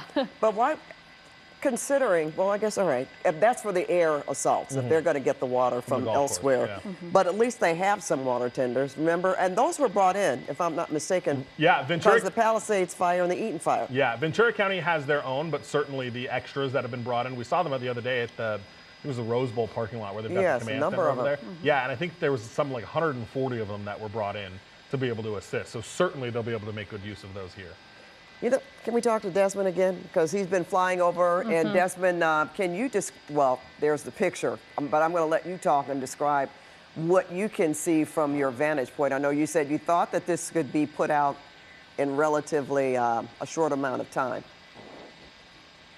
Well, yes. I mean, while it has spread, it's not looking as intense as it was when we first got there. It's starting to chew through a lot of the thickest brush pretty quickly as it is inching closer to Victoria Avenue. Let's see if we can kind of draw a little distance of how far away it is right now from Victoria. So about 1,000 feet or so. And you can see that it looks like the authorities have now shut the roadway down. We saw people earlier when we first got here that were pulled over, maybe taking pictures or doing some live streaming with the flames. So Victoria now looks like it is closed, and you have a shut down at Olivas Park Drive right here. So this is going to be a bit of a traffic jam. Certainly unusual at this late time of night in Ventura, right at the border of Ventura and Oxnard, and it is a very important road. And with the winds kicking up, this could end up, even if they get the fire out, because we know that the fire department wants to be as sure as possible that nothing flares back up as the winds come up, this could end up being a multi-day affair, a multi-day closure for Victoria Avenue, just depending on how all of this progresses and how dangerous the situation gets with the winds. So as we come back around here, so this is where it began, right off of just south of the 101 freeway and Auto Center Drive. Will put the map tracker right back up Perkins Road. So and there you see Ventura Road as well. So while it looks dangerously close to a lot of infrastructure, to the auto center and the industrial park and then some homes on the Oxnard side, it's all just kind of trending, into the river bottom. And as I put the satellite back, once you get out of the river bottom, the brush is a lot thinner, and there's a lot of dirt as well. So it's going to be harder, even with the winds picking up, for the fire to move anywhere outside of the river bottom. So that's something, at least, that's kind of working in firefighters' favor. The winds are not here yet, as far as how strong they are projected to get. We're feeling a little bit of it up here, but certainly nothing like we experienced last week. So although it is still continuing to spread at this point, it's not looking as intense. And as Mike said, we have another helicopter coming from LA County, so that is certainly going to help. And with a water source so close, they're able to deliver these water drops pretty quickly. And hopefully it won't progress any farther to the southwest than Victoria Avenue here. Yeah, and hopefully that will really help. That dirt, there's so much dirt in that area, in certain areas here, that it'll really slow down those flames. And right now, the positive is it looks like, while a very large fire, it has stretched. Kind of long. Very long. It does look like it's being contained to this river bottom area. So hopefully it does stay that way, but you can see those flames really glowing at night here. Yeah, that's the, the question, Desmond. We were kind of, hoping earlier on that this would be dealt with in short order, however, with the winds. And the fact that the winds aren't as bad as you certainly last week, and the fact you're still flying, Desmond, that's a very good sign, because you're still up in the air. But it doesn't take much sometimes because of how dry that we've been. And the humidity, I mean, it's in the teens. It's not in the single digits. So I was hoping, above hope that, okay, this is going to be relatively quiet. But we see things can happen in an instant, but they're on it. And the choppers are up there flying and dropping water. So hopefully they will, as you say, Leslie, contain it to that particular area, even though it looks rather long. And that's probably why you've got a bunch of looky-loos. I don't blame them, actually, because you can see the fire from Victoria Road. And everyone is a little bit on edge, right, Pat? Yeah. In every community, just because of what we've been through. But yeah, you're seeing some of those crews there, the bulldozers. Mike, what are you looking at here? What are you describing? To me, I think that's the one that got stuck. So I think, Des, were they hitching that up to the dozer to pull it out?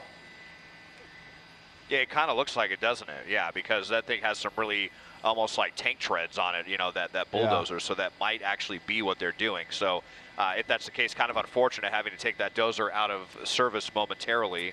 But hopefully they can get it hitched out. But that's exactly what you were talking about, kind of getting mired in thick sand, thick dirt. It can be very fine, and your tires can sink into it very quickly if they're not four-wheel drive, or if they're not deflated to the right tire pressure to deal with that kind of a situation. So yeah, maybe dealing with a little bit of a problem there, but I am still feeling pretty good that they'll be able to get this one knocked down. So as it will widen back out here in a second, but just kind of estimating by eye right now, maybe about 40 acres, 50 acres, something like that. But it's really kind of in like this oval pattern. It's not spread out over like a 50 square mile area, or a 50 square acre area, I should say, as another water dropping helicopter comes in here for another excellent water drop right there. And you see them a lot of time kind of dropping on the periphery to try to prevent it from spreading anymore. But it's just kind of showing you the fire really just kind of working with what it has at its advantage, which is all of those, the tall, dry brush that Mike was showing you that's in the bottom of the riverbed, those like really tall reeds, some of them like 8-10 feet tall, and then the wind also blowing in that direction. So it's just kind of all corralled in this kind of a thin ovalish type pattern as it makes its way a little bit closer to Victoria Avenue, but looks like everyone now out of harm's way. And with this being flatter terrain, we can get a lot more hand crews in there. We can get some of those bulldozers in there and the water tenders that wouldn't be able to necessarily get into areas like where we've been dealing with the Eaton fire and the Palisades fire, because you have some really rugged and steep terrain. So totally flat here, which also helps because fire doesn't spread nearly as easily in flat terrain as it does with uphill slopes. So the fire has the wind and the fuel working in its direction, but the wind isn't super strong. The flat terrain helps the firefighters and getting them as many ground crews out here as possible. And you're hearing about the synergy with LA County, and their fire helicopter should be here shortly, and hopefully they can make quick work of the auto fire. I've got a quick little factoid here. You brought up the Ventura golf course. It's been closed because of storm damage. How about that? In fact, in January of 2023, the course was flooded and the building, so to prevent further damage, they shut the course down. So it's still not open to this day. Thank a viewer and a friend for giving us that information since we were talking about this. Just thought I'd throw that in there. Yeah, and it just gives you a perspective of what this area also deals with. I wonder if was that due to the storms, Pat? Do we know? Yes. Yeah. Yes. Storms in that area. And that's the thing. Remember, that's what we were talking about. It's unusual for fire to be so huge in January for us. It's usually you could start the rainy season. Right, if I'm not mistaken, because that's what happened with this golf course. It was flooded, and I also understand that a lot of transients live along the riverbed there. Yeah, and just like the one in Harupa Valley we talked about earlier, this riverbed is also fairly common for fires. Unfortunately, Des knows that better than anyone. The other thing too is that we talk about a riverbed fire. Usually, these riverbeds would be wet, and they wouldn't be on fire because there'd be water in them, and that's obviously not the case right now. I don't know if we can get that video back up. We were getting a different look at the firefighters there on the ground, and you could really make out just how much that brush has grown. I can imagine most of these firefighters maybe anywhere from 5'5", 6 feet. It was well above their heads. Yeah. So it was kind of incredible to see just how tall it was. And that means that we haven't had any rain, and it's very, very dry and brittle, and you're getting a look at just some of the sparks being sent up into the embers being sent up there into the air. But luckily, again, the PIO telling us at this point they don't believe any structures are threatened or will be threatened. They don't even anticipate any evacuations right now. The PIO we spoke to, very positive, saying we have pre-planned for this. We have Ventura City, County, Oxnard firefighters all out there, 75 to 100 firefighters. They're getting the aviation support that they need. So it looks like all their pre-planning, especially for these overnight winds, is paying off. He felt very secure about the situation right now. And that's the good thing. Yeah. Right? Yeah. The other good thing is the LA County Fire helicopter got there, so now we've got 3 helicopters overhead. So hopefully this won't be going on too terribly much longer, as you're looking at one of them right there. We talked about people living along the riverbed. I haven't seen anything. That's one reason why I asked Mr. Down about possibility of evacuation. Yeah. And that just meant even people that are along the riverbank, are they still there? Right. Or, because I didn't see them being led out of there. Not that we would actually have footage of that, but just makes you wonder. Yeah. Well, and this is the same riverbed that I think it was that same flood path that you were talking about that closed the golf course. 23. This was the same area where they were using helicopters to rescue people that were living along the riverbed because of the waters. Yeah. So there's certainly people that live down there, and homeless people that take up shelter in that area, and it's something that during the fires they have to evacuate, and during the floods they had to get pulled out from almost the same place.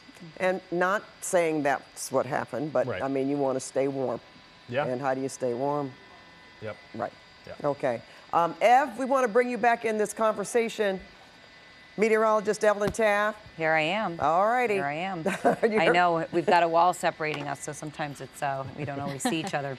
But indeed, I'm here and I'm checking in with earlier conditions. You will see Ventura currently in the 50s, 57 degrees. So that's good news, and that's pretty much it as far as the good weather news goes. Because other than that, it is dry and it is gusty. We're looking at winds really staying in the 25-mile-per-hour range. These are your sustained winds with gusts up to at 18%. So very low. And I do want to mention that this was actually under not just the red flag warning that the National Weather Service issued, but also under the PDS, which we're getting very familiar with that term, is the particularly dangerous situation. And there were a few areas highlighted, and it was mostly Ventura County, parts of LA County as well, but mostly Ventura County, parts of the San Fernando Valley and the Santa Clarita Valley. So Ventura County and Ventura specifically on that map under the PDS, because this is an easterly wind event. And traditionally, when we get an easterly wind, an easterly pattern like this, we see Ventura really getting hit the worst. And that's exactly what transpired tonight. So we're continuing to see very gusty conditions over the area.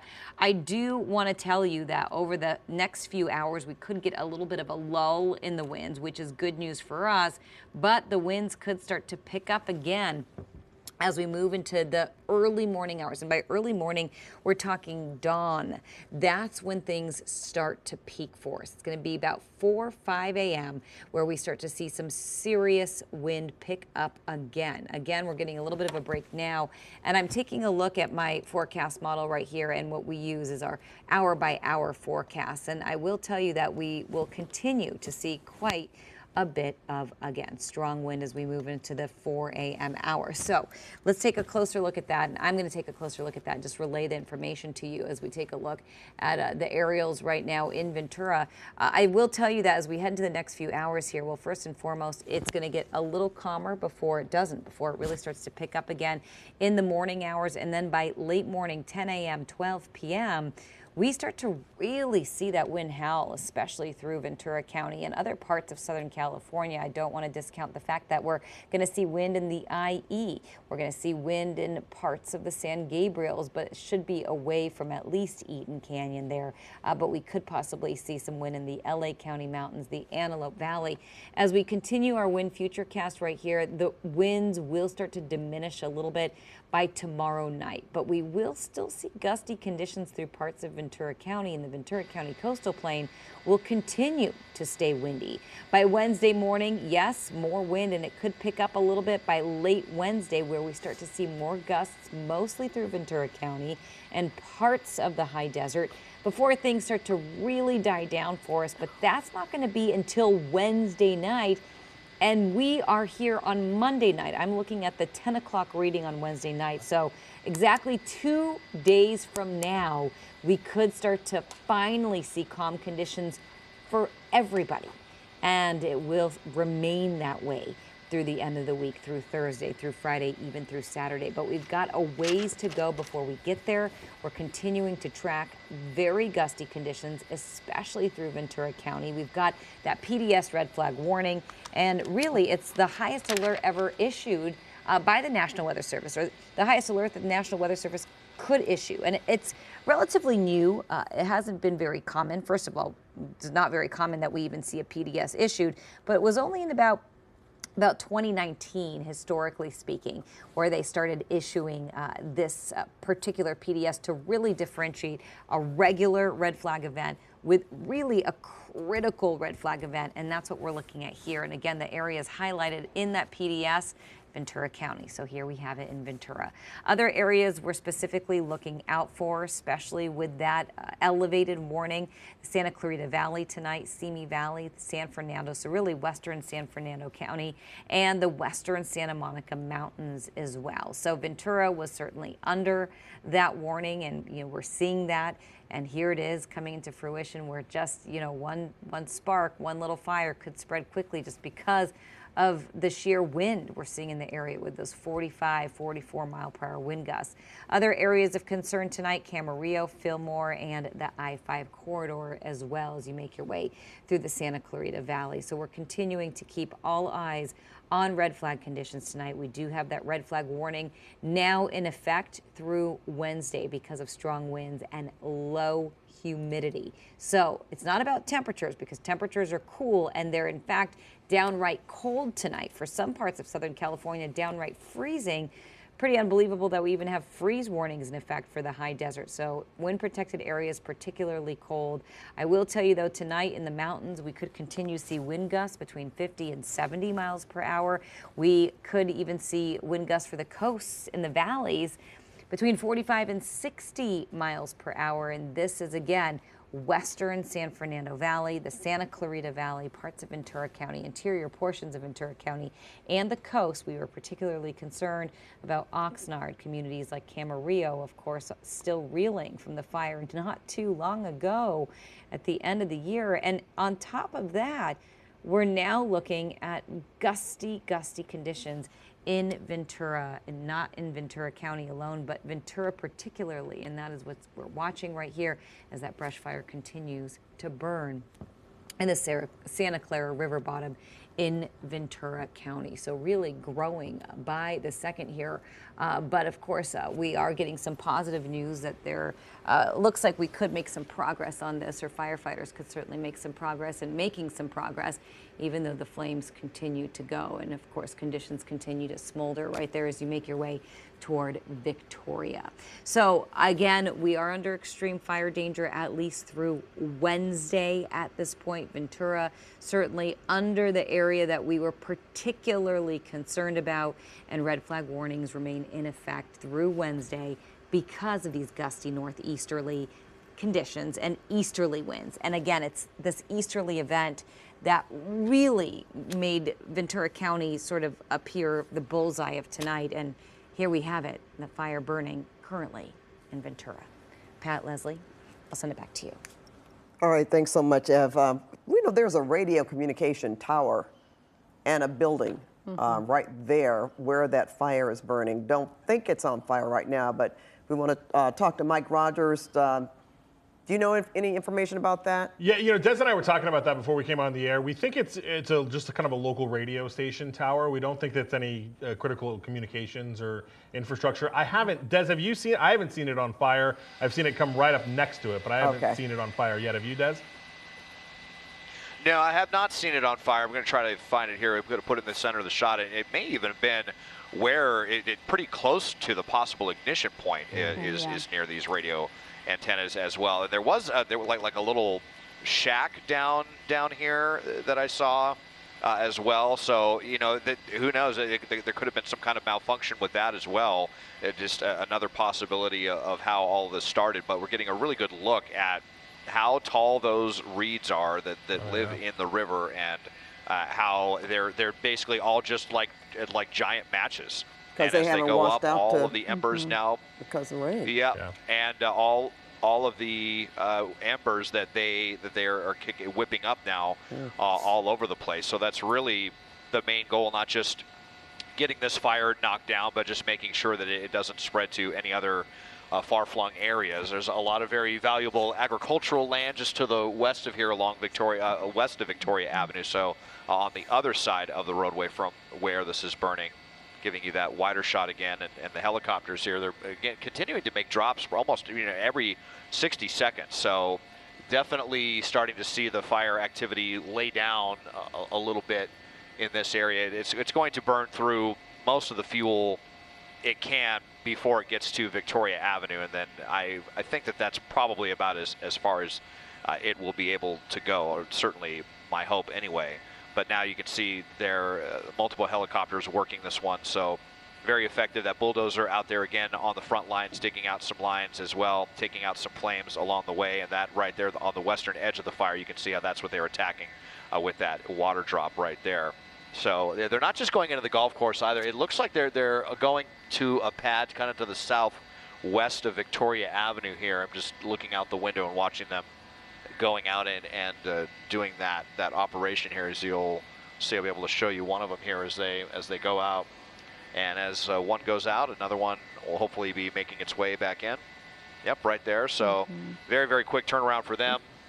But Victoria Avenue shut down, and Olivas Park Drive between Olivas Park and probably Gonzales, I would say. Get an update on that shortly. But yeah, kind of a little bit of a late night traffic snag here where you would not expect to find it here. Olivas Park Drive at Victoria Avenue. And I would, like I said, not be surprised if Victoria is shut down into, sometime tomorrow, just to, out of an abundance of caution, so the firefighters can make sure that they get this knocked down completely. Yeah, and Mike, I know you want to show us this area, especially because it's dark. We want to get an idea of what it looks like. Yeah, I wanted to show you, if we can come to my computer really quick. So this is Victoria Avenue that you're looking at. This is that long stretch of road that Desmond was saying is shut down right now, and where the fire will burn. But the reason I wanted to show you this is because just like we were talking about in Desmond's video, this, by the way, I want to point out is from 2022, so it's a little bit old, but nonetheless, you can see how dry all the brush is, how tall it is. Remember, this goes over the top of the riverbed. So when you're looking at some of these pictures here from this street, they're coming right up to the length of this fence that even is here. And you see even back then you have these dry trees, all these dry shrubs. This is honestly probably greener in this picture than it is currently, but both sides of Victoria have this really tall vegetation that are in it, and that's how the fire is really just kind of pushing through everything here as they're working to get a handle on it. But of course, it's difficult when you've got it moving so quickly through this. The things that Desmond said, working in their favor are the fact that it's all flat, it's not burning uphill, it's not doing anything that would be more problematic like in other fires. But yeah, and I'll give you even kind of an overview here. Des was showing us too in the map here, but this is the riverbed. And part of the thing too is it's really wide, right? So the riverbed is runs a pretty decent length. Really, they're concerned with it all through here and all through here. So it's a decently wide area. So when we're seeing those hot spots, that's kind of what they're contending with here as the fire pushes through. And then these are the golf courses that we've been talking about that are, forgive me here, that are, closed. One of them is closed, the Ventura. I don't know if they're both closed, but we know that one is closed from that flood damage that, Pat was talking about. And thanks, Des. Des also showing you a satellite overlay there as well. So lots of stuff to burn through here. And unfortunately, I don't think things are nearly as green as they are from the maps that were taken, because I think those were taken in a much wetter season, which is unfortunate because, as we talked about, we are not in a wet season right now. And Des, hey, go into that radio tower there on the right. Is that on fire at the base of it? Right straight through? Oh, we're going to get a skid. Yeah, just dealing with the winds up here, but as look at that go right there, in, to the right. It's a little building. The other one on the right side. It looks like, boy, it's very, very close. I'll double in. Oh, it's bushes. And you can kind of see the winds as well. So right there at the base, at that kind of concrete base, it looks like it's catching fire. I mean, hopefully it just kind of burns itself out or burns away from that. But so that is definitely another thing that firefighters are having to contend with all of these conditions, not just getting this fire knocked down, but hopefully making sure that these radio towers don't burn as well. And I saw that the helicopter out there with the spotlight earlier looks like they were probably making announcements on their loudspeakers for anyone who was in the river bottom, to get out as quickly as possible. So yeah, they are definitely dealing with quite a bit down there. Yeah, and this is just, it's not quite 10 o'clock, and we're talking about the bulk of those heavier winds to come in the overnight hours. So hopefully they will get this out or just about out before that happens. Because they don't want something else to spark. They're still fighting this. So you definitely want to get the best handle on this possible. But Pan, you mentioned something when it comes to this area that you heard from a friend that you were speaking with, is that this area, the river bottom there, and several people on social media have also said that maybe transients live down there. There are people that stay down there, and that's something Des was saying. They're going over the loudspeaker telling people, hey, if you're around this area, leave. And that's what we were wondering about. Carl Bell, I outed you, Carl. Carl is a dear friend of mine and somebody who he knows Desmond and is very familiar with that area. And that's not unusual for transients to live in that riverbed.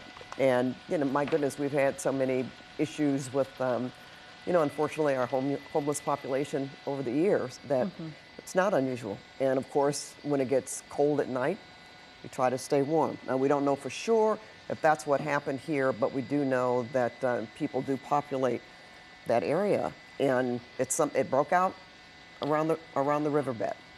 Yeah, and that's what we do know. Take a look at this video as that fire truck is driving through that brush.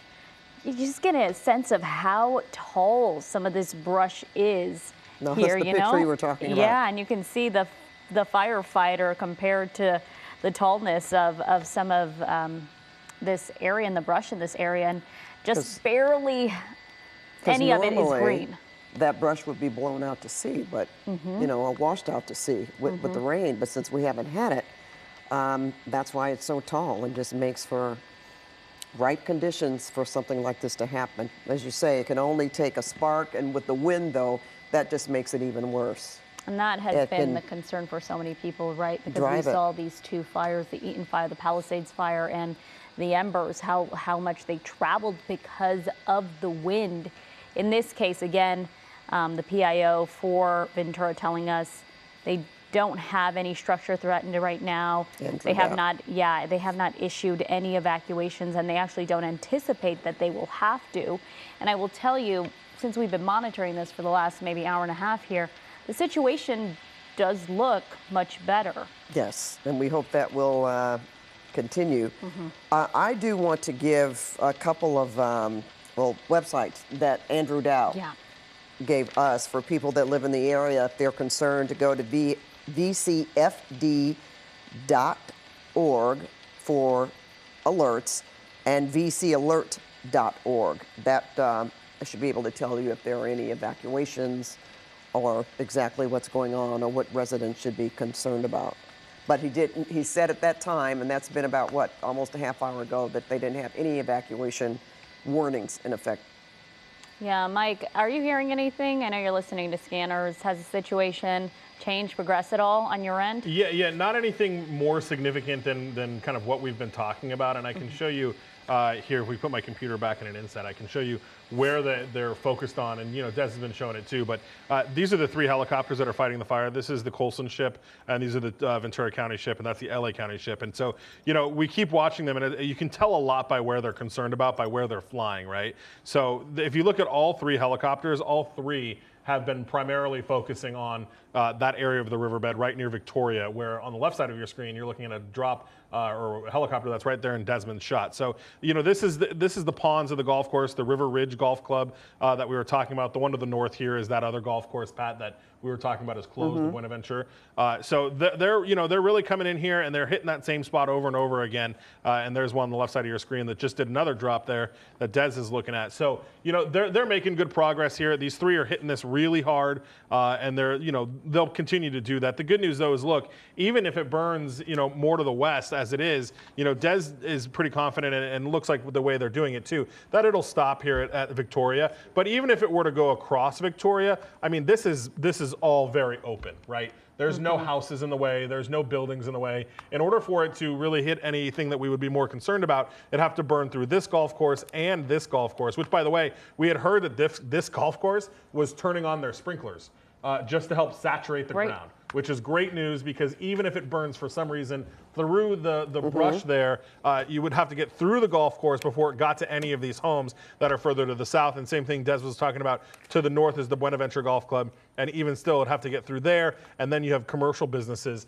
that are up in this area. So the good news is this is just a very stubborn river bottom fire that is just being kind of a pain for the fire crews, and hopefully those flames will continue to die down as we're continuing to look at these water drops being done from SkyCal here, as we're looking at Ventura County, LA County, and Colson Aviation, which is one of the contract companies. By the way, Colson's the one that handles the Chinooks. They're the ones that are our partners with the Chinooks across the region, really. Ventura County's got their own, which notably is not here, but there is also one in LA County and Orange County as well. So Colson giving them the Sea King tonight, and then you've got the 2 Firehawks from both LA County and Ventura County that are continuously putting water on the fire. And that's a very good sign. Yep. I want to give another website to people living in the area for if they're concerned, readyventuracounty.org.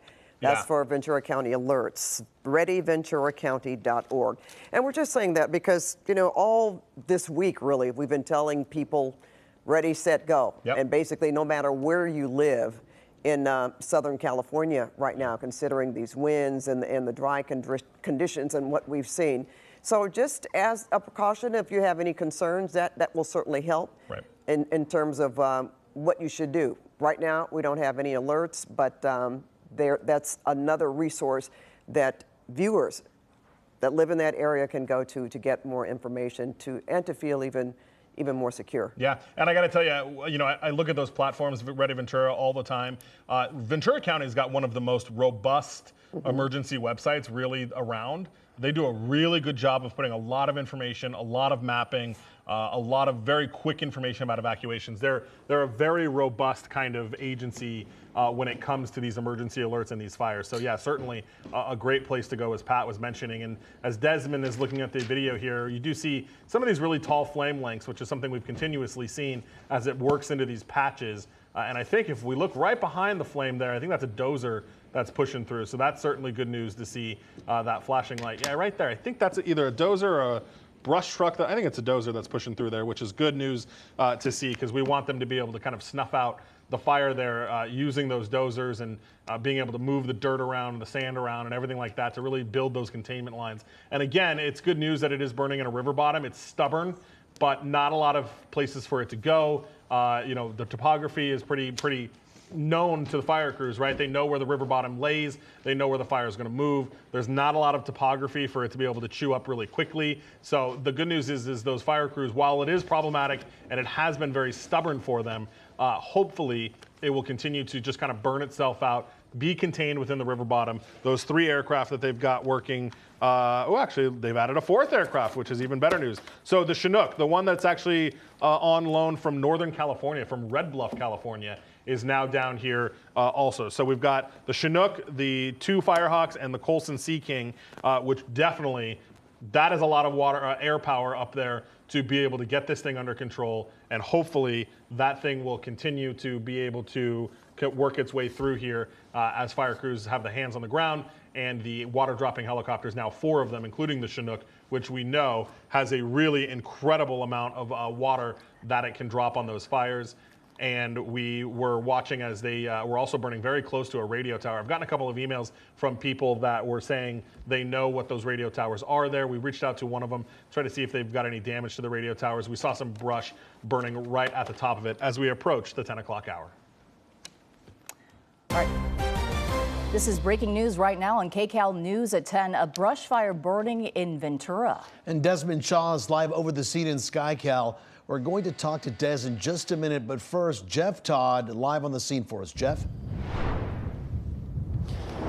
Yeah, we just got on scene. We are on the south side of the Santa Clara River, right by the River Ridge Golf Course. And the thing that's striking as we got on scene is just how much vegetation is here along the river. There's a lot of brush, a lot of trees, and that's what we're seeing this fire burning right now. The helicopters are constant overhead, making these water drops. We've seen video from Ventura County Fire Department bringing in these helicopters, trying to get as much water on this. But really, there is a lot of fuel in this area for this fire to burn. The good news is that it appears that outside of these golf courses, there's really not a lot in this area. We kind of came to the south side of this river because this is the closest area to homes. We have seen some residents get out here to try and get their eyes on this fire, but it seems to be quite a distance, and it's actually not burning towards those homes. It's burning all this vegetation along the river headed towards the Victoria Bridge. And so we were talking to some fire officials earlier. They said that that's maybe the best view of this, but also that's where the flames are burning. So they've got a lot of personnel on this on both sides of the fire. On the south side of the fire, they've got a lot of spotters trying to make sure that this doesn't hop the river, which does not appear to have a lot of water in it, but there is a lot of fuel along this river. So I think it's the amount of fuel that we're seeing this strong of a response from the fire department. The winds are gusty. They're but it isn't a tremendous amount of wind. We're obviously seeing it drive the smoke and the flames, but for this significant event that these next few days are going to be, it doesn't seem like these peak gusts have really popped up so far. The real concern from being on the ground is really the amount of vegetation that it can burn here along the river. All right, Jeff, thank you so much. Let's go upstairs now to our Desmond Shaw live in SkyCal. Des, you have that bird's eye view. Are they making any progress? Yes, they definitely are. And in fact, here is the Chinook that Mike was just telling us about that is on loan from Northern California, the Colson Chinook there that is, I think, was just maybe coming in to get a little bit of a view of everything before they go and load up their capacity, which I believe is around 5,000 gallons of water, one of the largest water dropping helicopters in the world. So that's really, really going to help. They're getting a fantastic handle on this fire, and I think they're going to be able to stop its halt here at Victoria Avenue, which is shut down right now and could be for the foreseeable future. I wouldn't be surprised if it stays closed tomorrow, just so Ventura County Fire can make sure that they get all this mopped up. I believe we have some earlier video to show you, though, when we first got on scene, when the fire was not quite as spread out, but the flames were really, really towering high. And that is because of all of these really tall reed-like brush that is in the river bottom. As I zoom in, you'll be able to see some of it and just how tall this stuff is. And it can send off so many embers as well that just kind of erupt into the air. Here, it's kind of beginning to do it right there as well. But they're really getting this knocked down pretty quickly here before the worst of the winds come in. No homes threatened. We heard the public information officer telling us that they don't think any evacuations will be necessary here, right on the border of Ventura and Oxnard. The auto fire hopefully will be a knockdown much sooner rather than later, and everyone can kind of get back to standby mode and ready for what other fires may break out over the next couple of days. Live in SkyCal overhead, I'm Desmond Shaw. Juan and Susie, back to you in the studio. All righty, Desmond, thank you. We sure hope that's the case. Let's bring in assignment editor Mike Rogers at the desk with the very latest here on the auto fire. Mike? Yeah, I wanted to come in because I wanted to show you on the right side of your screen, you're looking at the video and you're looking at how incredibly tall the brush is in that area. Those flame lengths are already very tall, but the riverbed, has had so much moisture over the last couple of years, and then it all grew and then it all died. And so now you've got this really, really tall brush, dead trees I've seen in there, and this incredibly tall brush that is really difficult for fires. I was remarking earlier that this is the same area that when we had the flooding, they had to come and evacuate people that were living in the riverbed because of the high waters, and now we're dealing with the opposite situation where everything has grown and then everything has died, and now it is very, very tall in that area, which is what's making it difficult. Last hour we were watching as one of the Ventura County brush trucks, or a brush truck, I shouldn't say Ventura County's, I'm not sure exactly whose it was, actually got stuck in the river bottom because of the wet or the soft soil that is beneath it, and they had to use one of the dozers to come in and kind of get it unstuck. So the river bottoms present a very interesting challenge for fire crews because there's no hydrants down there, there's no, it's hard to get your brush trucks down there, so it is much of an aerial fight in this, and now we've got 4 of them, including the Chinook that is there, so hopefully they'll be able to get a wrap on this pretty quick. All right, Mike, thank you so much. And we've been talking about PDS, a particularly dangerous situation. We are throwing that term around once again. Let's bring in our meteorologist, Danny Roberti, to talk more about what this situation is going to be like compared to the last week when we were talking about the PDS. Danny? Yeah, this is a completely different situation, different area that's going to be under this PDS. We're getting some of those strong gusty winds. This is our 4th particularly dangerous situation, red flag warning. In the last 3 months, typically National Weather Service will issue one every 5 to 10 years. So it's been a dry season for us, and that's why we're seeing this elevated fire danger right now in this area. We've been very closely monitoring the conditions in Ventura. We're going to see the winds strengthening overnight.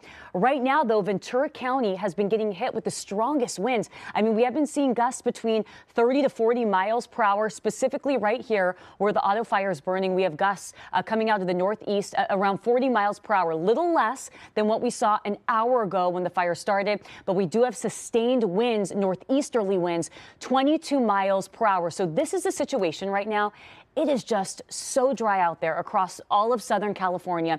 This area that you're looking at, this is an area that's under this PDS red flag warning. So National Weather Service will issue these. It's a heightened alert to say, hey guys, listen up. This is important. This is an area that will especially get these gusty winds that is especially dry. And right here in Ventura is one of those areas. I want to take a look at pull up some video of some of the embers that were burning earlier from the auto fire. Well, we saw them just a few minutes ago. And that gives you an idea of the winds that we're seeing. And also the conditions out there. So this is something we're going to be monitoring very closely. It's good that our firefighters are getting a good handle on this, Susie, because by tomorrow morning at dawn, we'll see stronger winds out there, and we'll talk timing of those winds in just a bit. All right, Danny, thank you so much. And we are going to keep an eye on this fire burning in Ventura, the auto fire tonight. But we do want to move on because we do have other fire news to tell you about, and dangerous winds, as Danny was just talking about, moving into Southern California in the overnight hours. And another breaking fire tonight, this time in Jurupa Valley in the Santa Ana River bottom. Crews surrounding the fire quickly getting a hold of the flames to 1 acre. The fire burned near Clay Street and Van Buren Boulevard. The fire is not a threat to homes at this time, and there are no evacuation orders in place there. The National Weather Service has issued its most severe warning for the windstorm that will blow into Southern California overnight. That's right. Meteorologist Danny Roberti back again when these Santa Ana winds are going to be very strong, Danny. They're going to be very strong. It's a different scenario than what we saw last week, because I know when you hear PDS red flag warning, it's scary thinking about what folks went through a week ago, almost from today. Now, this is going to be a more northeasterly event. So Ventura County, we've been talking about it, kind of the bullseye for some of these stronger winds, not so much through the San Gabriel Valley. And that has been the case tonight. Not a whole lot of winds from the San Gabriel Valley or for areas. Malibu's up to about 40 miles per hour right now. But Ventura County, this is where we are seeing our strongest wind gusts. Simi Valley's got gusts up to 52 miles per hour. This is where we have that PDS red flag warning. Santa Clarita up to 43 miles per hour. And you can see those winds coming out of the northeast. Now, they're going to strengthen late tonight into early tomorrow morning by around dawn. This is when we are expecting them to peak. Our strongest winds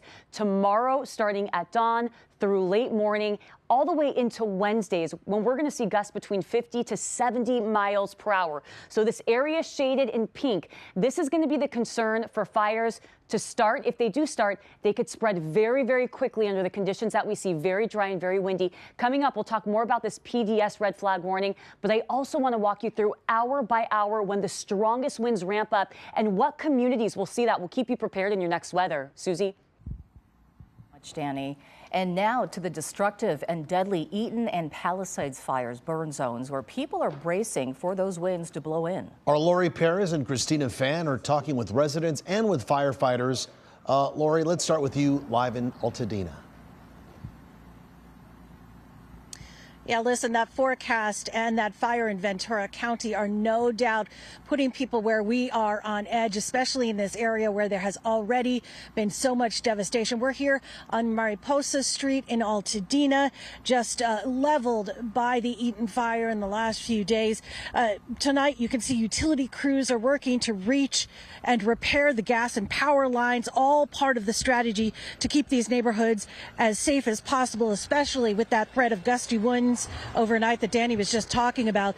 Meanwhile, we have some video. Fire crews spent most of the day going through these neighborhoods that have already been ravaged, trying to extinguish any lingering hot spots so that increasing winds are not able to carry any burning embers and start new fires. Residents want to stay safe, but we did speak with some who are frustrated by all of it, by the fires, the roadblocks, and this new round of wind.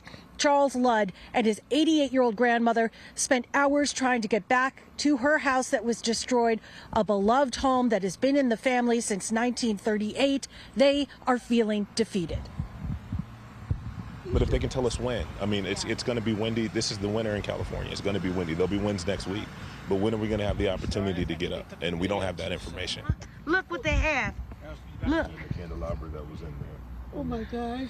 Don't drop it. Don't drop it. Thank you. We have something. We have something. Now, we were able to get back up to their home and give them some small things that we found while we were up there. They are so worried looters are going to sift through the rubble and take anything that is salvageable. Not that there's much. Back here live now, they are praying tonight there is no more destruction, no more damage than has already been done with the fire. We are live in Altadena. I'm Lori Perez, KCAL News. Back to you. Okay, Lori, thank you so much. And with the red flag conditions returning, firefighters are carefully planning out their next strategy. That's right. CBS News New York reporter Christina Fan live tonight in Pacific Palisades with a look at what fire crews are focusing on right now. Christina? Well, Susie and Juan, one of the big questions and concerns residents have tonight is, are we ready for another windstorm? And just how prepared is the city and the county, especially in light of that new fire that just sprouted in Ventura a couple hours ago? Well, this long line of fire engines you see behind us extending as far as the eye can see along PCH is partially their answer. It extends for about half a mile, and you can see we have CAL FIRE further up, the CHP, the National Guard, and local utility companies. The next 36 hours will be critical for these crews trying to tame the flames. In addition to the firefighters you see here, many more are stationed in front of the few remaining structures, getting rid of any heat sources around them. The Fire Prevention Bureau has also increased the frequency of patrols where there is the highest fire danger, so they can quickly respond to new fires like the one in Ventura. Seeing all of this is, of course, a relief for families in evacuation zones who tried getting back in through security checkpoints today, worried the danger the high winds might bring. Many say they can't breathe easy until this windstorm is over, remembering the horrific images from last week. It was a firestorm. There was no way to protect yourself. We have cast iron bells that we hang in our trees that only ring when it's very windy. And then they only ring occasionally. On Tuesday morning, before 10:30, when the fire started, they were ringing nonstop. I've lived here all my life. I was born in the Santa Monica Hospital. Never have I seen that kind of wind. Never in my life. And even though the wind conditions the next few days will be dangerous, fire officials say they've actually made some decent progress in the Palisades fire. We know that the containment is up to 14% now, and a lot of the new fires, they say, that have since sprouted have been within their containment lines, and they've really been able to slow down the forward progression of this fire. Reporting live from PCH, Christina Fan, KCAL News. Christina, thank you so much. And people in Santa Clarita a bit anxious tonight as red flag warnings and ahead of those strong winds. CBS Sacramento's Hunter Sowards is there live where the winds could start howling in just a few hours. Hunter. Yeah, we're starting to see that already picking up here within the last 30 minutes. Those I talked to today here in Santa Clarita said they are on edge because they've watched all week just how bad things can get. They've been spared. So, of course, they're hoping everybody's doing everything they can to stay safe. Take a look at, though, how calm things were just a couple of hours ago. Certainly seeing this change because those winds are peaking in the overnight hours at around 4 a.m. I also got to speak to fire officials here about what they are doing. Of course, we know it's been such a long week for them as well. They have been on standby, waiting, ready to go at a moment's notice. One fire crew member has been there since January 1st. He's not been allowed to go home just yet because of just how much of a risk this could be for what we're seeing into these overnight hours. I also got to speak to, as I said, people who say right now they are just making sure they've got everything ready to go if they have to leave at a moment's notice. It's definitely sent my anxiety up through the roof. I slept in my living room all last week, had my phone on loud, paranoid and scared. I think it's a reminder of how much we need to prepare and be ready at all times. Yeah. You would assume that, you know, it's the winter season, not much risk, but we're right here just how we are in the summertime. So definitely a reminder. It is reminiscent right now of a summertime fear. We're looking out over the 14 here. This is the Golden Valley exit. You can see signs and warnings of these high winds. They are apparent just about everywhere. And that really has been the message from fire crews, that we've seen how bad things can get. So start taking steps before a fire sparks to make sure that you have everything ready to go if you are going to have to leave. And you can see just these winds coming in right now. This is exactly what people are so worried about, even though they're from this area. So many I talked to said we're used to the winds, we're used to events like this. They say this feels different right now. Even the air is drier, so they're doing everything they can to make sure that they've got everything ready to go and that they are going to stop anything from sparking. Reporting live here from Santa Clarita, Hunter Sowards, KCAL News. And those winds are going to be so triggering to so many people. Hunter, thank you. Well, concerns about those very winds tonight in the Inland Empire. That's right. KCAL News reporter Nicole Comstock live tonight in Devore with a look at conditions there. Nicole, it's really blowing out there. Yeah, Susie, we actually moved to Fontana, and it is really cold and extremely windy out here tonight. The wind is absolutely blasting through the trees out here along the 15 freeway in Fontana. And these red flag conditions are a big cause for concern for fire officials. They say they've been going on for a week now that we've had the red flag warning. That's the longest stretch they can remember seeing it here locally in a long time. Gusty northeast winds, low humidity, and critically dry fuel are all concerns, because if a fire starts over the next 2 days in these conditions, that means it could spread very fast and burn intensely. Fire departments here are fully staffed during these conditions, and with these firestorms fresh in everyone's minds, some are counting their blessings that they still actually have a home to hunker down in and deal with the power outage.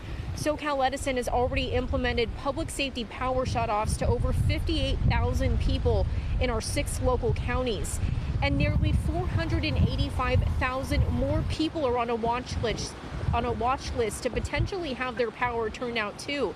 Many people are already in the dark tonight, others using generators. We spoke with a family in Chino earlier this afternoon under one of these preventative power shutoffs. They were packing up and going to stay with a family member.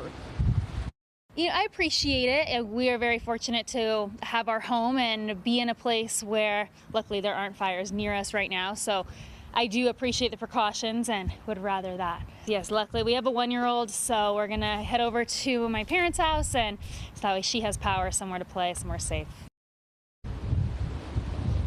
And some people say they're getting warnings from Edison that they could potentially have their power turned off from earlier today when it went off until Thursday. So that would be a really long time for families, especially those ones, with little newborns, to deal with not having their electricity, the food in the refrigerator, all of those things that we rely on, just the power to charge your cell phone.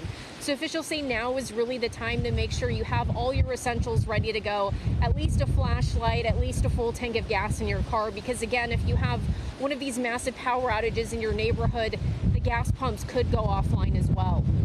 Reporting live in Fontana, Nicole Comstock, KCAL News. So much to keep in mind, Nicole, when these winds are blowing. Thank you. All right, meteorologist Danny Roberti is standing by now. And Danny, could you take a look at the winds in the Fontana area? Really blowing out there, Nicole. Yeah, I'm taking a look at all of our current observations in that area. We've got gusts between 30 to 40 miles per hour in that area. This is also going to be one of the key areas. Fontana typically gets in on these Santa Ana winds, and that's what this event is all about. So right now through Fontana, areas like Ontario into San Bernardino, we're starting to see those winds really accelerate. It starts right now, and this is going to go into early tomorrow morning. They will strengthen by around dawn, peaking by late morning. So right now in this area, you see those palm trees blowing in the wind. You see the force behind these winds, and we are talking gusts between 30 to 40 miles per hour. Again, some areas are going to see stronger than that. This is an area under the red flag warning. We've got very dry conditions right now. Relative humidity in the teens, specifically in this area, gusts between 30 to 40 miles per hour. I know this is the kind of wind that could wake people up in the middle of the night. And I know Susie and Juan, just hearing this wind out there, it does feel a little bit scary after what people are on edge after what we were dealing with last week. So right now in this area, not the PDS warning that we've been talking about, but there are red flag conditions here in Fontana and for all of the Inland Empire. And we're going to keep a close eye on this area too. All right, Danny, thank you so much. Back to our breaking news now as we continue to watch this fire burning in Ventura in the Santa Clara River bottom. And there it is right there. Crews attacking it from the air and the ground. Let's go back to assignment editor Mike Rogers at the desk with the very latest from there. Mike. Yeah, still dealing with that really stubborn brush. The good news, though, is there are a lot more helicopters on this now, including 3 Firehawks, a Chinook. They've even got what's called air attack at the top, which is doing all the coordinating of all the air assets. And I just saw, and let's see if it's coming this way, another Chinook is powering up from Van Nuys Airport. So we'll see if they make the trek all the way out to Ventura County. But, you know, we had heard earlier, and I'd asked the public information officer for Ventura County Fire, they had tried to get resources from the Palisades fire and were told no by the Palisades command. The Ventura County PIO insisted that they had everything that they needed, and it does seem that they do. They got one from LA County Fire, and they've got 2 of theirs on it as well right now, including the Chinook that we were talking about that's from out of town, from Red Bluff, California, that was down here already for the Palisades and Eaton fire is now here. So they're just rotating at a really incredible pace here. These 4 helicopters are just one after another after another. Yeah. I would estimate there's probably only 30 or so seconds in between water drops.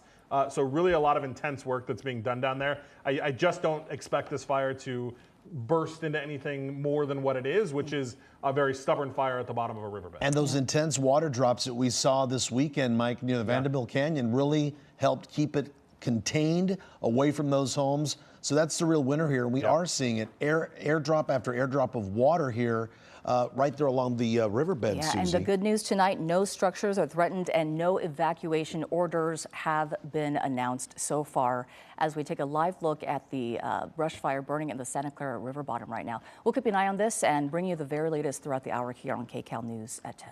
Meantime, nearly 24 people are still missing in the wake of the Eaton and Palisades fires. Yeah, another 24 people died in the fires. Those confirmed killed include these 6 victims: Victor Shaw, Randall Mead, Rodney Nickerson, Charles Mortimer, Evelyn McClendon, and Anthony Mitchell. Yeah, there they are right there on your screen. Randall Mead was known as the Malibu Man of Mystery, and local surfers called him the Craw. Mead lived in a little red house off PCH. You might have actually driven by it. The house nicknamed the Crab Shack. Friends say Mead had an open door policy for anyone who needed a break from the waves or a place to crash. When you lose someone like Craw, like, not the real riches is exactly what he had. All these friendships and just that community that he nurtured and built up, and wasn't even trying to do that. It was just who he was. He leaves behind so many friends. Mead lived in the same place for more than 30 years, surviving several natural disasters. In fact, we interviewed him last February when a huge boulder came down off the hills during heavy rain and nearly crushed his house. Well, the days have been agonizing, as you can imagine, for families of the missing, including those looking for Miva Friedley. Family members say they have not heard from the 86-year-old mother and grandmother who immigrated to the U.S. from Costa Rica and has lived in the same Altadena home for 5 decades. Her nephew checked on her home during the initial moments of the fire. If I had known what I know now, I would have gotten her out the house. You're just trying to find this person, and you're seeing nothing. You're seeing a lot of ash, a lot of smoke, a lot of stuff, but no person. We want to find her. Yeah. And there's a hopeful way, and then there's a way of reality, but we need to know. Now, the large, close-knit family lives within blocks of each other in Altadena. The family has lost 7 homes in total in the fire, displacing 21 relatives. Unbelievable. And 7 days later, and still no official word on what sparked those destructive blazes. Yeah, Mike Rogers back at the desk now, and you have some new video tonight, Mike, that may shed some light on what exactly started both fires. Yeah, right. You know, right now everyone's trying to figure out exactly what the cause was. Of course, everyone wants to know what started these devastating and deadly fires. Well, tonight, CBS News has obtained video from January 1st. I want to show it to you here that shows a fire burning up in the northern end of the Pacific Palisades. Radio comments from the initial fire indicated that it is that fire burning in the exact, almost same place as the Palisades fire started. There is some speculation by some not local fire officials, but fire experts rather, saying that it is possible that that fire from New Year's Day was not fully extinguished and that some embers rekindled in the wind last Tuesday. This is video from today when fire investigators, including alcohol ATF agents, were there to look into the cause of the fire. There you can see them. We saw fire crews, ATF agents. We know the sheriff's arson investigators are there as well, trying to sift through everything to figure out determinately if they can know what started this fire. And now, as we talk about the Palisades fire, there's also questions about what started the Eaton fire. Hey, babe, I need you to come out here right now. Holy. Yeah, this video given to us by a homeowner who says they saw the fire start right there under those power lines just in the hills above Eaton Canyon. Right near the Eaton Falls, really, is where that fire started. Now, Southern California Edison says they have not had any indication that their equipment was involved. But today, we did see investigators, you can see right there underneath of those very high-tension power lines that are in the foothills above Eaton Canyon. I do want to show you a statement here from Southern California Edison that says, in part, our hearts and prayers are with the families of everybody impacted, and also that SCE understands a lawsuit related to the Eaton fire has been filed but not yet been served with the complaint. SCE will review the complaint when it is received. The cause of the fire continues to be under investigation. That was a statement that was emailed to us by Southern California Edison. What I also have is a copy of a California Public Utilities Commission filing that Southern California Edison filed with the CPUC. And in it, they talk about how 12 hours leading up to the fire, they detected no anomalies in their system. They did not detect any relays as a part of that power line. And in fact, it wasn't until 1 hour after the fire started when they first noticed something was going on, that they first had any operational changes in their equipment. So we'll continue to figure this out. You know, the ATF is on scene. The police chief said today that if anybody's going to figure it out, it'll be the ATF. So we'll wait to see what their findings are, guys. All right, Mike, thank you so much for staying on top of all of that. The Palisades and Eaton fires damaging or destroying daycares, preschools, kindergartens, elementary schools, middle schools, and high schools. Now thousands of kids and their parents are wondering what to do and where to go next. CBS Miami reporter Larry Seward live in Altadena, where the loss of 2 charter schools is hitting hard. Larry? It is, along with the loss of homes. Homeowners here, property owners, they see utility workers working around what used to be a community of homes. But even with so many places burned beyond recognition, this community's heart still beats. It burned 3 days after closing. Arlen Page's former home where she raised 3 children, one of them dangerously determined to protect Mom's new house nearby. He called me and he said, Mom, I don't want to share details, but I'm not coming back right now. Her 25-year-old tried what CAL FIRE warns against. He and others grabbed hoses to save what they could because of what these buildings represent. There's nothing natural about any of this. Ian McFeet lost more than some. Fire wiped out his home. Then, 2 blocks away, it took his pride. He runs Avison Charter Schools, whose Academy of Leaders campus, careful of the roofing nails, is mostly rubble. But inside one classroom untouched by flame. And this survived. McFeet found laptops. Once connected, they hold a message from strangers. 3rd graders from Miss Summers' Freedom Elementary School class in Phoenix. It moved McFeet close to tears. Their school said that they wanted to adopt our school. Just beautiful. What does that mean? I mean, for them, for the students, they said, you know, clothing and blankets and letters of support, and that's all wonderful. You know, that's where you find moments of light. Paige works there too. That means someone's doing a good job. That means someone is letting the children know that it's important to care. Paige sees inspirational kindness everywhere her displaced family sleeps, from Frogtown near USC and here in Pasadena, where we met Anuche Chukwara in a garage full of donations he plans to share. He owned the Rhythm of the Village store on Lake Avenue until fire burned it down too. This gesture of helping one another should be the focus of our new beginning, that each one help the other and we build a brand new community. Paige's new house is still standing thanks to neighbors and her son who escaped just in time. He said that was the moment when he thought they were just about to get cooked, you know, and then the wind shifted the other way and they were able to extinguish that fire. I'm sorry I'm out of breath because it's just so unbelievable.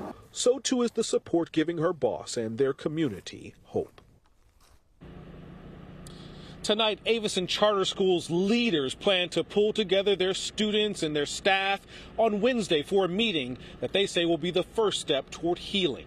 Live in Altadena, Larry Seward for KCAL News. Larry, thank you so much. An 89-year-old grandmother is going viral for her words of wisdom after she lost everything in the Eaton fire. She tells our Elise Martinez she's not letting the loss dim her spirit.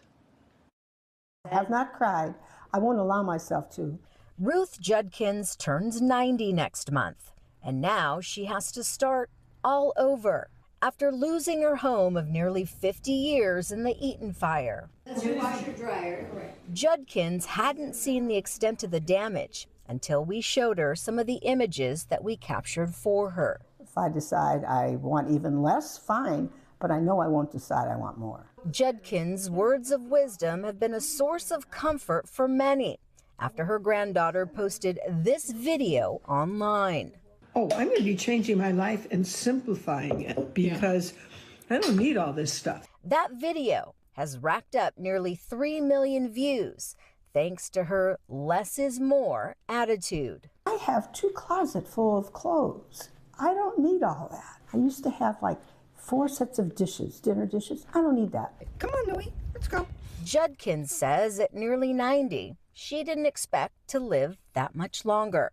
But now she's inspired to rebuild her home sustainably and to support her community. I want to start again, and I don't know how many years, even if I get 1 year of enjoying that home again. I'm thinking that when I go, whoever gets my house will live happily there. In Pasadena, Elise Martinez, KCAL News. Dude, we're in a serious fight right now. Dramatic body cam video showing the firestorm firefighters were facing as the Eaton and Palisades fires raged. And among the ashes of burned neighborhoods are memories, stories of survival, and dreams of rebuilding. Tonight, our David Schumann from CBS Minneapolis spoke to one large and extended family that has 17 members in one hotel after losing several of their homes in the Eaton fire. This was a Shell Williams home. It's gone like so many others in the neighborhood. But for Shell, the neighborhood includes her mother, 2 sisters, and godmother, all 5 of their houses within blocks of each other, all 5 of them destroyed. See all of the sparks and everything that were coming my way, and I was like, this is it. Ellen Williams watched from the street as the Eaton fire took a lifetime of memories from her. This one around the corner was her mother, Matilda's, first on the block 53 years ago. What no flames could ever take is the power of their love for each other. I think a big part of who we are and why we're here is because we are an amazing family, right? That's really close-knit, sticking together, even in this. And it's not just the ladies sitting here. How many people are staying in this hotel in your family? 17.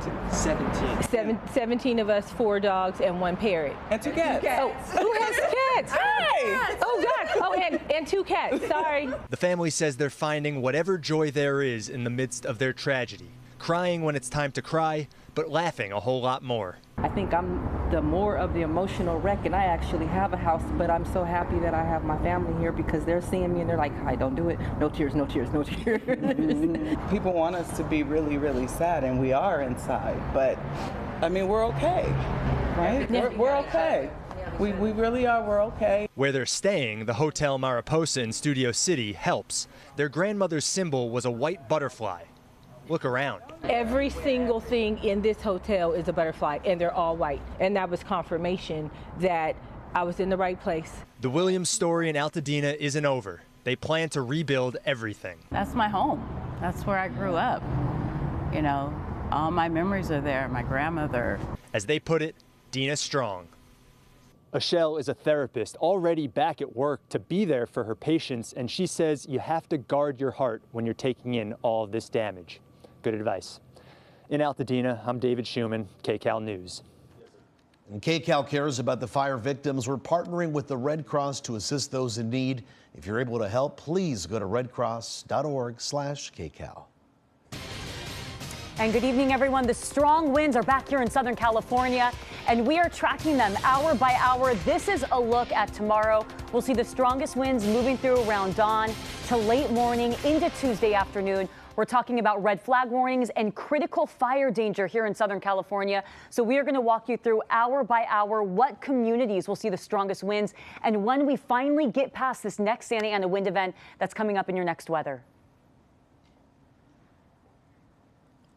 All right, and breaking news as we continue to watch this fire burning in Ventura in the Santa Clara River bottom. Danny was actually talking about this, how Ventura is an area of concern tonight as she talks about the higher winds that we are expecting in the overnight hours. And that's when those winds will peak once again, Juan. And you know, Susie, finding a silver lining here, things look a little better than they did at the top of the 9 o'clock hour. Look there on the right side of your screen, an intense firefight being attacked from the air. On the left side of your screen, that's our live picture from SkyCal and our Desmond Shaw. You can see things are looking a lot better. And as far as we know, no homes are in any threat and nobody was injured here. But again, the fire continues as these winds are expected to pick up a little stronger tonight. All right, we're going to take a quick break and we'll be right back with more coverage.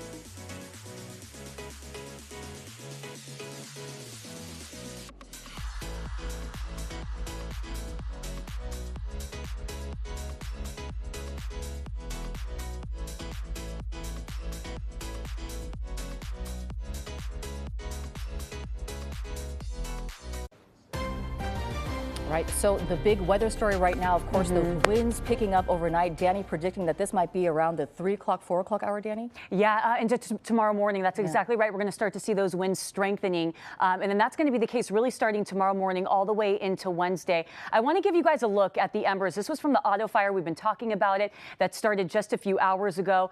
And you can see conditions out there. It's very dry. Any of these fires that start, they can spread so very quickly. Look at those conditions out there, those embers flying up into the air. This is where we have been dealing with some of our strongest gusts this evening.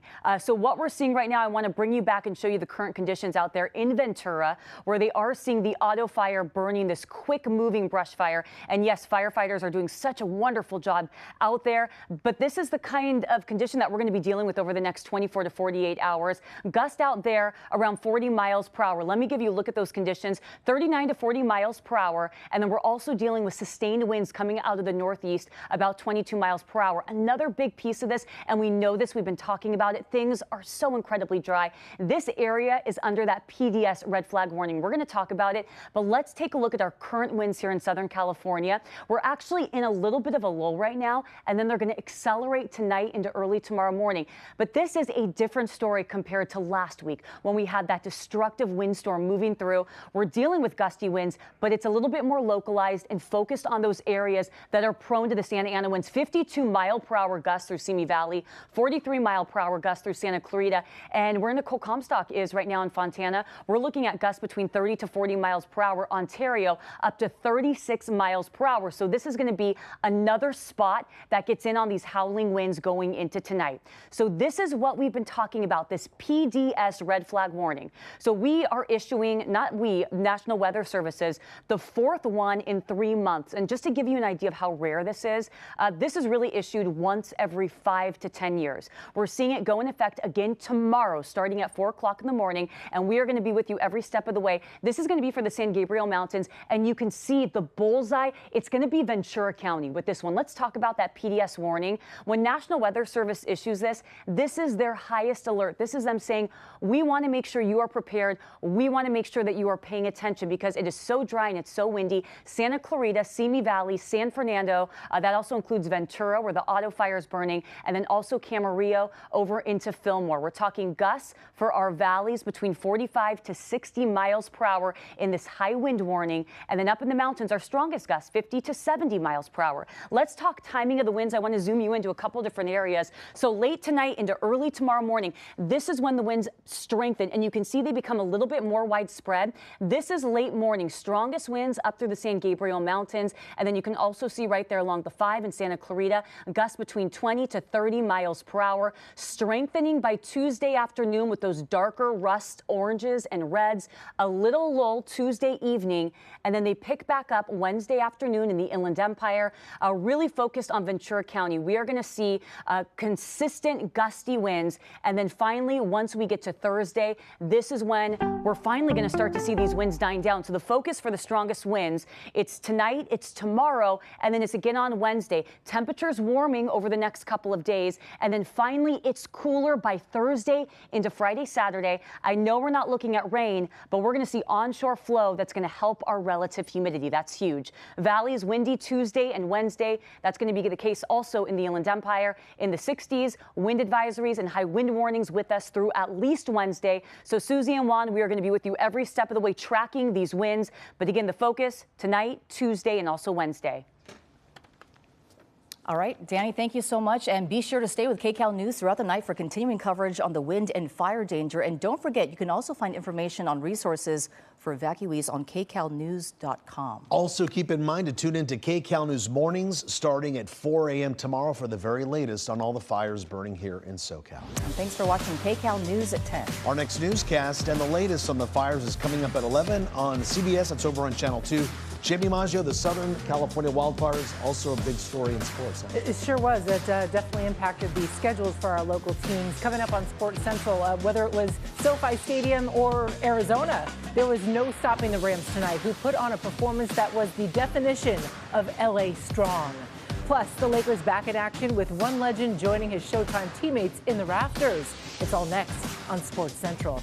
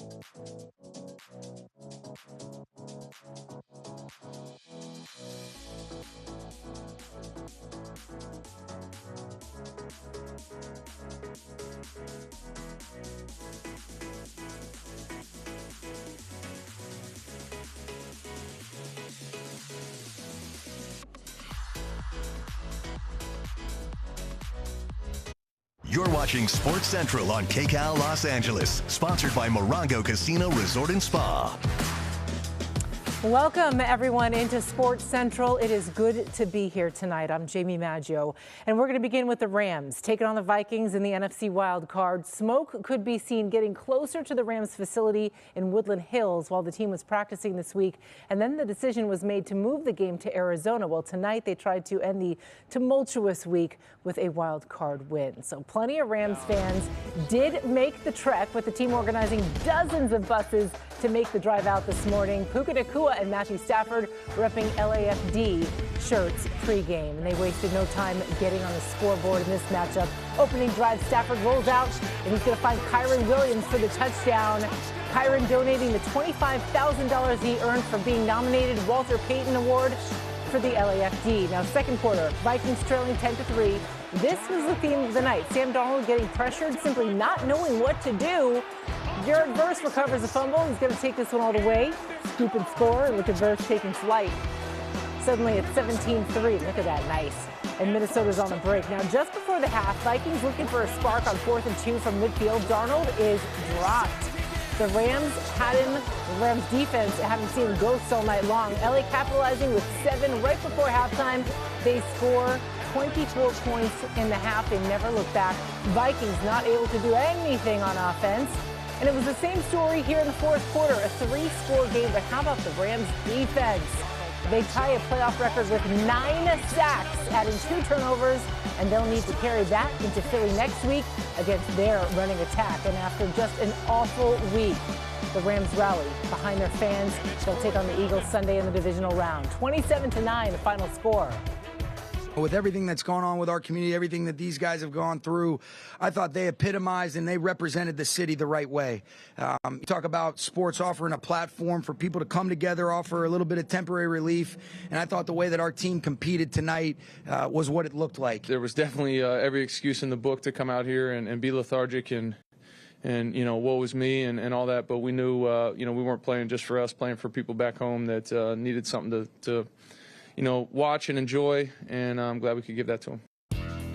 Well, it was a dominant performance for the Rams, who held the Vikings to their 3rd lowest yardage total of the season, thanks to 9 sacks that accounted for 82 yards lost.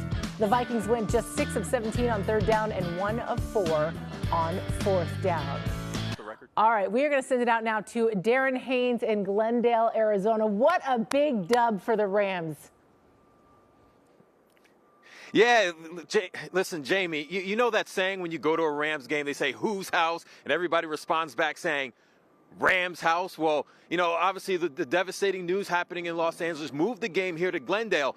But the Rams made this place their house today. I mean, they got off to a hot start on offense, and then the defense just absolutely dominating. 9 sacks, which ties an NFL playoff record. We went inside the locker room. Listen to what Jared Verse had to say about the sack party. To see, you know, Kobe go out there, have like 2.5, 3 sacks, whatever he had, go crazy. You see Fitz get crazy. You see everybody go crazy. Nev go crazy. B.Y. go out there going crazy. Keller out there going crazy. I'm like, what the hell? I'm like, it's a sack party. I am not invited. We've been playing like this for the whole back half of the season, man. We've been showing exactly who we are. And so many outside people have these opinions of us, and none of that matters. It's always been about what's been inside of this building, what's been inside of this group. Kobe, how would you describe the way you guys played on defense today against Vikings? Just electric, man. Young guys. Like, I was just on the phone for another interview, man. I told him, I was like, we young and fast. Like, 9 sacks. Like, that's crazy. But, you know, just all of us playing 11 as one man. So let's hope the defense now plays just as good as they did here in Arizona, out in Philadelphia when they take on the Philadelphia Eagles, because they're going to have to take on a guy by the name of Saquon Barkley, who's one of the best running backs in the game right now. And when you look at the numbers against the Eagles, since 2005, they're only 1-8 against Philadelphia. But that can change when it's most important, and that's in the postseason, Jamie. You're absolutely right about that. Thank you so much, Darren. All right, well, let's move on to the NBA, where both the Lakers and Clippers were back in action after a total of 3 games were postponed. The Lakers hosting the Spurs tonight and also honoring a Showtime legend. Michael Cooper entering the Hall of Fame last year, his number 21 jersey officially raised to the rafters at Crypto.com Arena. The 5-time champion was named All-Defense 8 times while winning Defensive Player of the Year in 1987. Coop! You will no longer see that jersey running up and down the floor. You will no longer see that jersey jumping over the front court bleachers chasing a loose ball. But if you want to see number 21, all you have to do is look to the rafters, because there I'll be for all to see. Congratulations, Coop. Well, the Lakers play in their first game since Tuesday in Dallas, with J.J. Redick having lost his home in the Palisades fire. Now, the coach praised the team for some great practices. It showed. Great dime from LeBron James to Max Christie. No issues for L.A. in the first half. They led by 9 at the break, but the second half was a different story, particularly in the fourth. Chris Paul with a triple. 5 points, Spurs lead. Just a lack of effort at times for the Lakers, understandably so with the heartache endured in Los Angeles this week. Now, Victor Wembanyama would put it away with a tough bucket. Lakers have now lost 3 straight, 126-102. Well, after the game, Victor Wembanyama and Chris Paul did something pretty sweet. They ended up giving their jerseys to J.J. Redick's kids. Very nice. They had a collection of jerseys and cards, and they lost all that, so it was nice of them to do it. They now each have 2, because Austin was nice enough to leave a couple for him in his locker after practice the other day. So I appreciate all the love. Well, the Clippers are back at Intuit Dome hosting the Miami Heat. We had a tie game in the third quarter when Kawhi Leonard comes up with a steal, and he gets the ball to Chris Dunn, who finds Norman Powell for 3. Powell had 29 points in this one. Later in the quarter, James Harden step back 3 from way downtown. He had 26 points. Clippers outscored the Heat by 16 in the third, and they would go on to get the dub 109-98. All right, guys, time for a break. When we come back, our first look at the Rams-Eagles divisional round showdown on Sunday. Stay with us.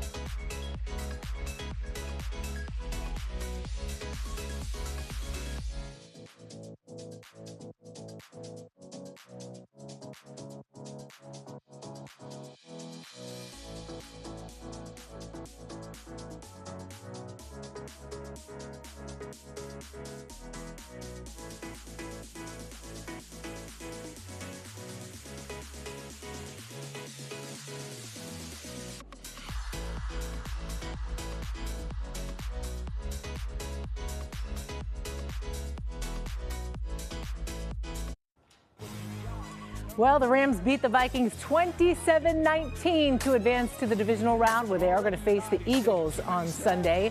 Philadelphia opens as 6-point favorites and beat the Rams earlier this year at SoFi. We're grateful for the win. And now, while we were certainly excited about being able to advance, we've got a short week, and we've got a great challenge ahead of us against a team that humbled us at our place when we played them the last time. It's going to be a big challenge for us. We're going to be at their place. It's a tough place to play. We're going to have to go handle our business and play a really solid football game. And playoff football, for the most part, man, you play 2 good teams, go at it, and a lot of times it comes down to something late, and hopefully we can be on the right side of things. Well, the Rams hope Sunday is different than the last time they saw the Eagles when Philly came into SoFi and beat the Rams 37-17.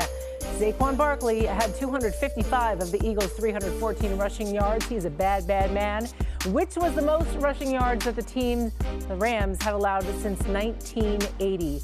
Saquon Barkley's good, but I'm going to focus on today, Pat. I haven't had much to smile about lately, but that Rams win tonight put a smile on my face. And that, boy, we all needed that. Yep. Okay. And hopefully they keep that going. Absolutely. And right. Good to see you, Jamie. Good to see you, Pat. All right. Well, thanks. Tonight at 11, breaking news. A new fire breaks out in Ventura. Thankfully, no structures threatened right now. And it's all eyes on the winds tonight. They're expected to pick up overnight. That's all minutes away on Channel 2. We'll see you at 11.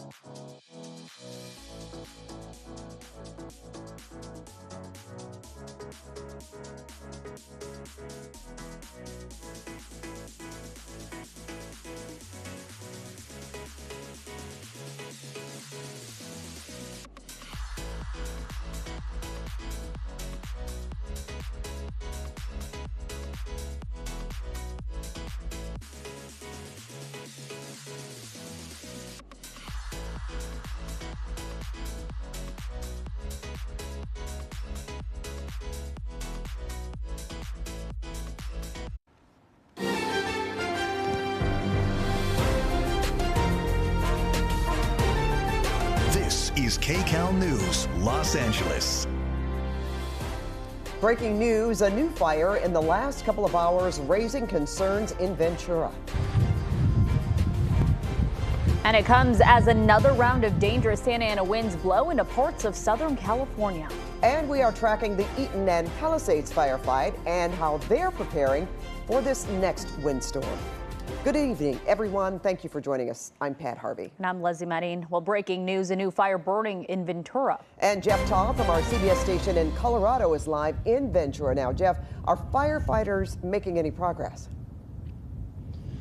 It seemed like they were for about an hour, but within the past few minutes, we've seen flames starting to rise above the trees that are here in the Santa Clara River. So the fire is burning in a lot of thick vegetation. There's a lot of brush, a lot of dry trees in this area. Around 10 o'clock, we saw a lot of flames leaping high into the air, and then there was this constant fire attack. Take a look at some of the video the Ventura County Fire put out online, and it was showing some of these big flames leaping high into the air, but the helicopters trying to attack that. We've heard ground crews here along the river. I've heard chainsaws for about the past hour and this constant hum of helicopters as they've tried to attack this.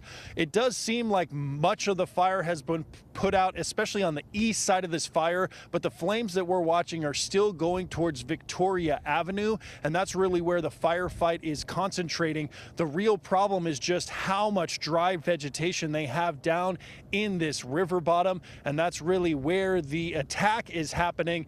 And we have seen a lot of firefighters here on the south side of the river because this is kind of the closest area to homes, but it doesn't appear to have hopped the river. It seems like it is just heading towards the west, but there's a lot of vegetation that this fire is going to be able to find. We keep hearing these helicopters. They're going to have to keep flying for most of the night in order to put this fire out. Live in Oxnard, Jeff Todd, KCAL News.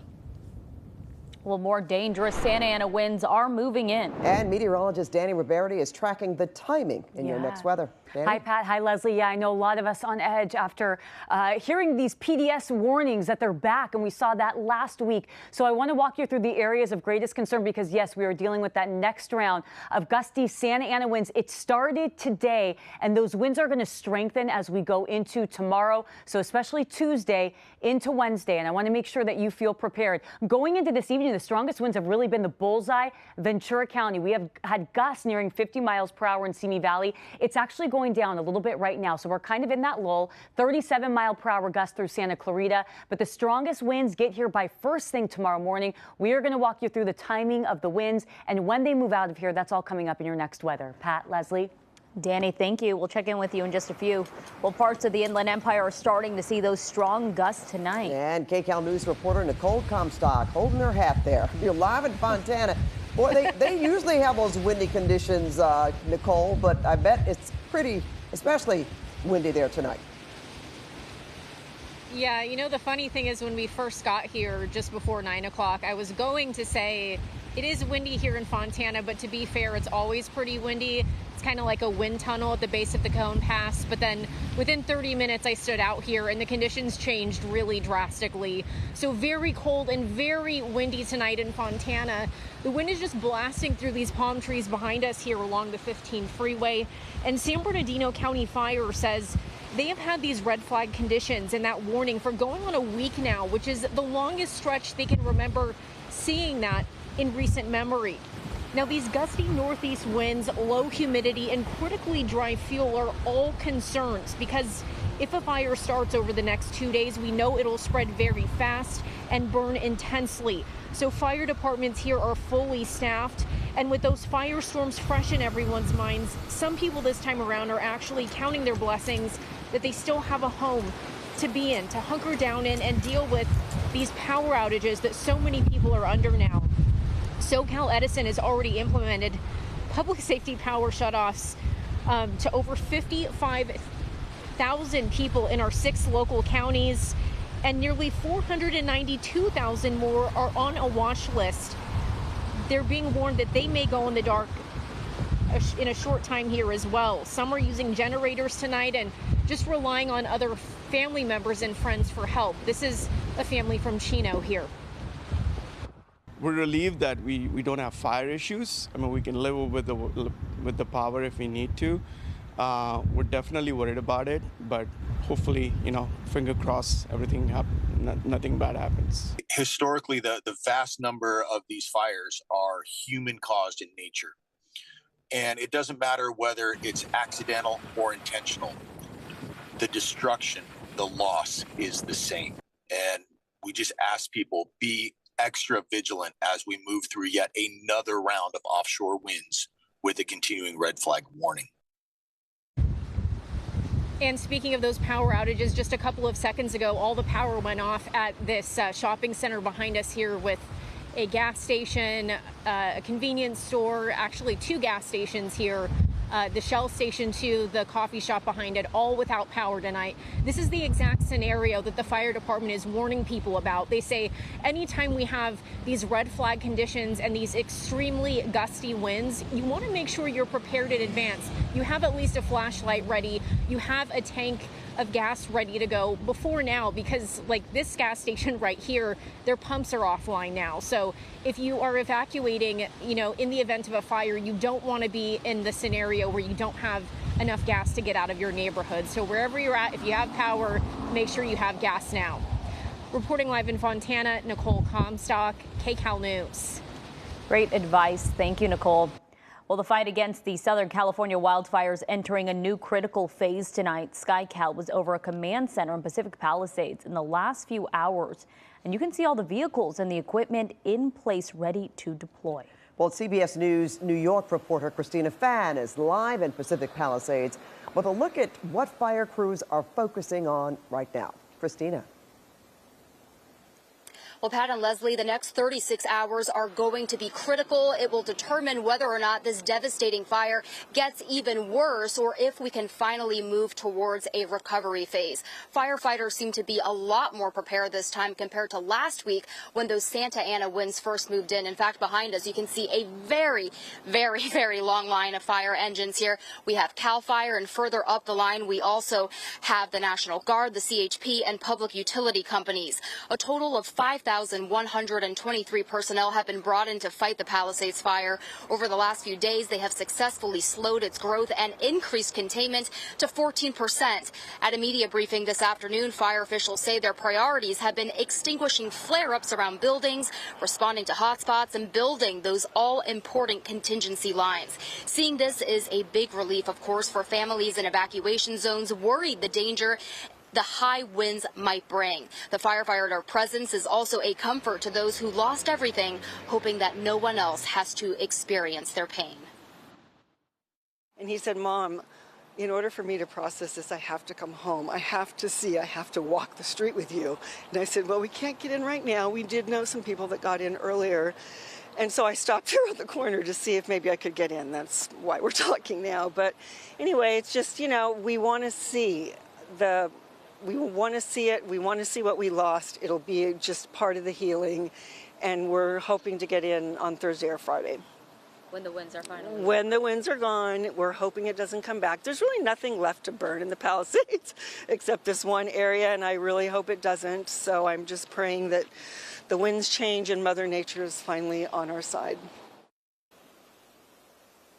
And we did briefly speak with some of the firefighters who are stationed here along PCH. A lot of them have bedded down for the night. That is why we're trying to keep our voices low.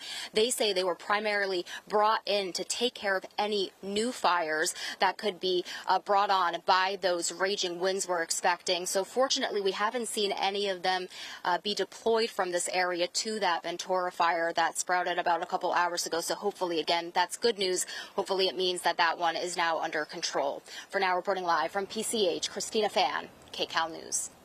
Christina, thank you. Well, the ATF is in Southern California looking into what sparked the Palisades fire. An official cause has not yet been determined, but an article from the LA Times says on New Year's Eve, there was a small fire in the area that burned for a few hours. It was put out, but according to the Times, officials are looking into whether it may have flared up again. No official cause tonight. Meanwhile, in Altadena, a couple captures what may have been the first moments of the Eaton fire. Hey, babe, I need you to come out here right now. Holy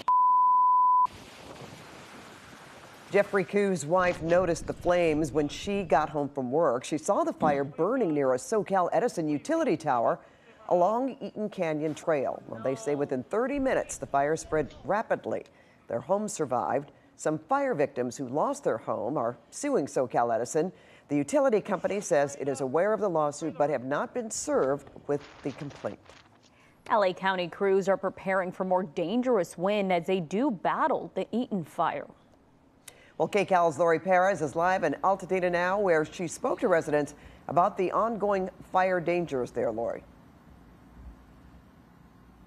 That's right. There are 3,400 fire personnel waiting and watching for those winds here in Altadena tonight. This is where that devastating Eaton fire was. We are on Mariposa Street. Behind us, you can see utility crews working to reach and repair gas and power lines, all part of a big strategy to keep these neighborhoods as safe as possible, especially with the threat of those gusty winds we've been hearing about.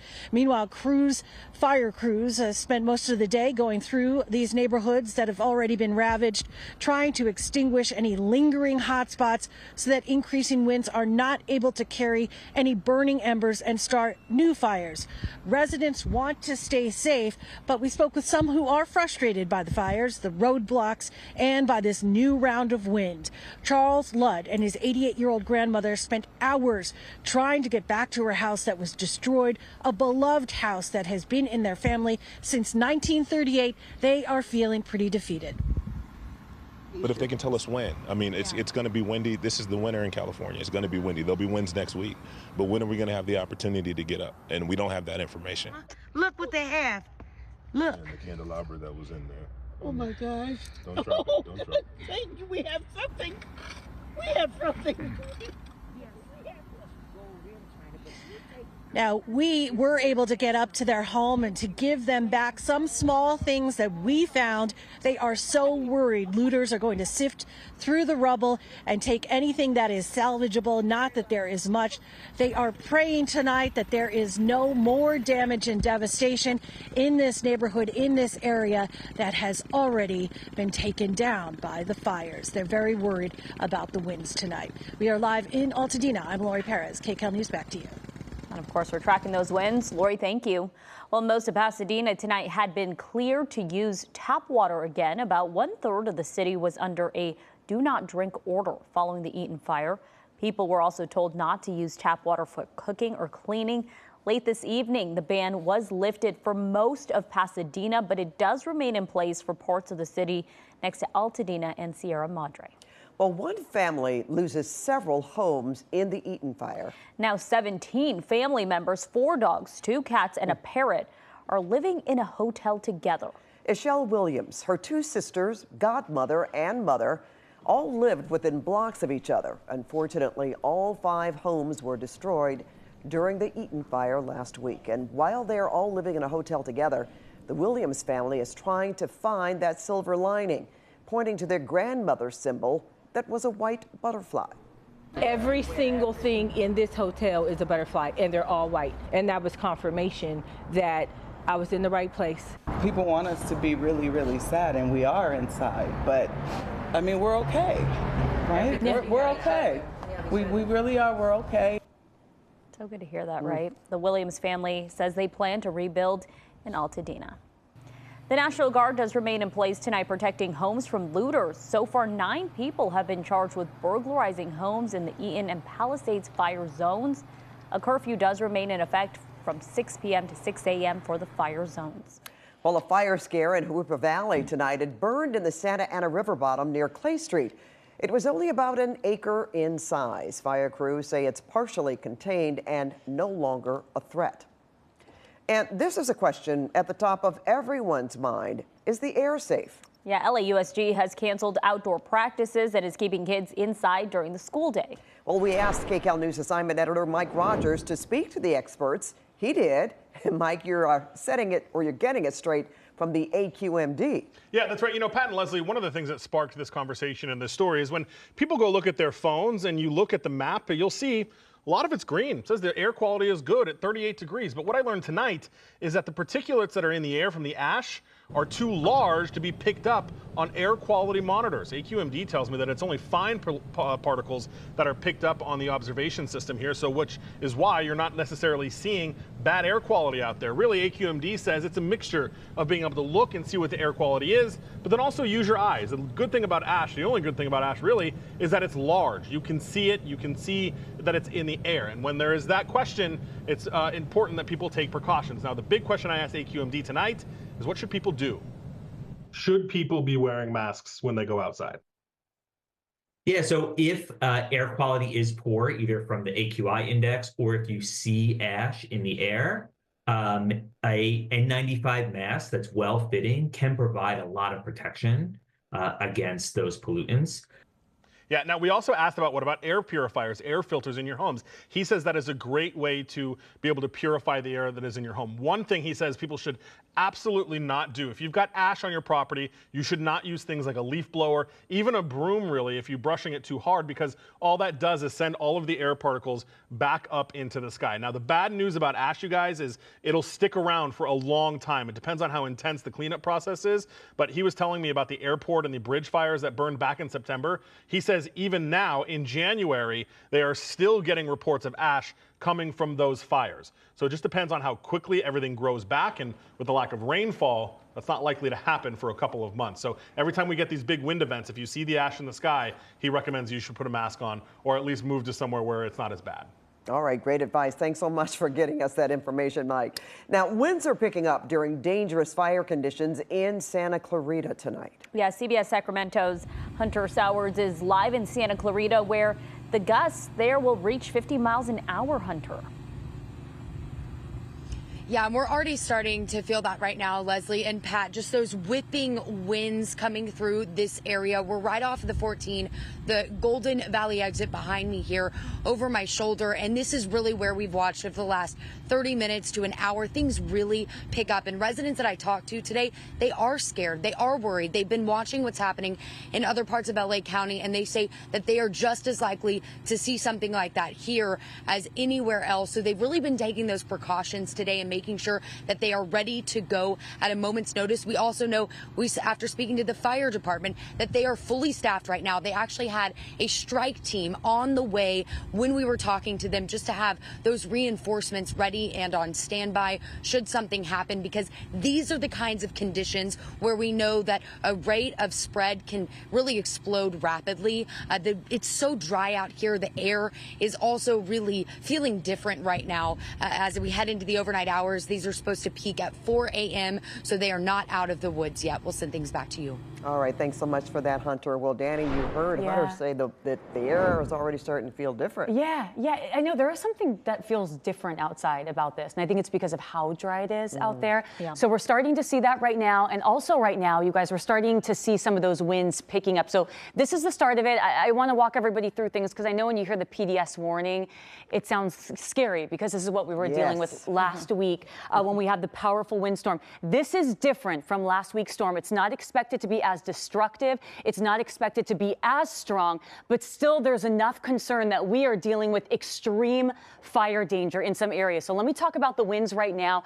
We've had some gusts in Simi Valley up to about 50 miles per hour. Right now is considered our lull. The strongest winds, though, this evening, it's been through Ventura County, Santa Clarita Valley, and also for the Inland Empire. Let me take you over to the Inland Empire. I mean, Nicole Comstock was near Fontana talking about those winds kind of blasting through the palm trees. That's where we've seen gusts between 30 to 40 miles per hour, but it's actually not as strong right now. But going into tomorrow morning, they're expected to strengthen. Tomorrow is going to be a stronger day for us in terms of the wind. And going into tomorrow, this is when that particularly dangerous situation, red flag warning, is going to start up at 4 o'clock tomorrow morning. And for most of these areas shaded in this pink, this is extreme fire danger for us in Southern California. And with this event, it's different from last week's. It's more northeasterly, so it's not going to bring those really strong, powerful winds to the San Gabriel Valley, it's going to be more focused on Ventura County, and that's what we've seen tonight with the auto fire starting. So you can see from Thousand Oaks into Camarillo, Calabasas,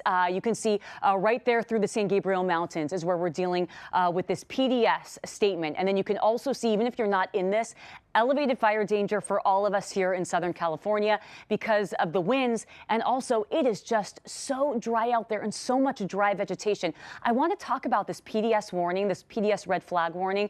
This is the highest alert issued by the National Weather Service. It's above a red flag warning. And then that's them pretty much shouting from the rooftop saying, you know, listen up, this is important. We are going to be dealing with some, you know, extreme conditions going into the next 24 hours. It's dry out there, it's windy, and this is going to be the case for Simi Valley, San Fernando, Ventura, Camarillo, into Fillmore. So let's talk about the strongest winds. There's the bullseye right there. This high wind warning for the mountains, gusts between 50 to 70 miles per hour. So going into tonight, they're going to start to strengthen. We'll especially see that around dawn, and you can see by late morning Tuesday, they become more widespread, gusts between 40 to 50 miles per hour, and that's the case through Ventura County, and you can see them strengthen, pick up steam a bit by early afternoon Tuesday, a little lull Tuesday night, and then again through the Inland Empire, Ventura County, parts of LA County by Wednesday afternoon, and then finally we are going to see a shift on Thursday.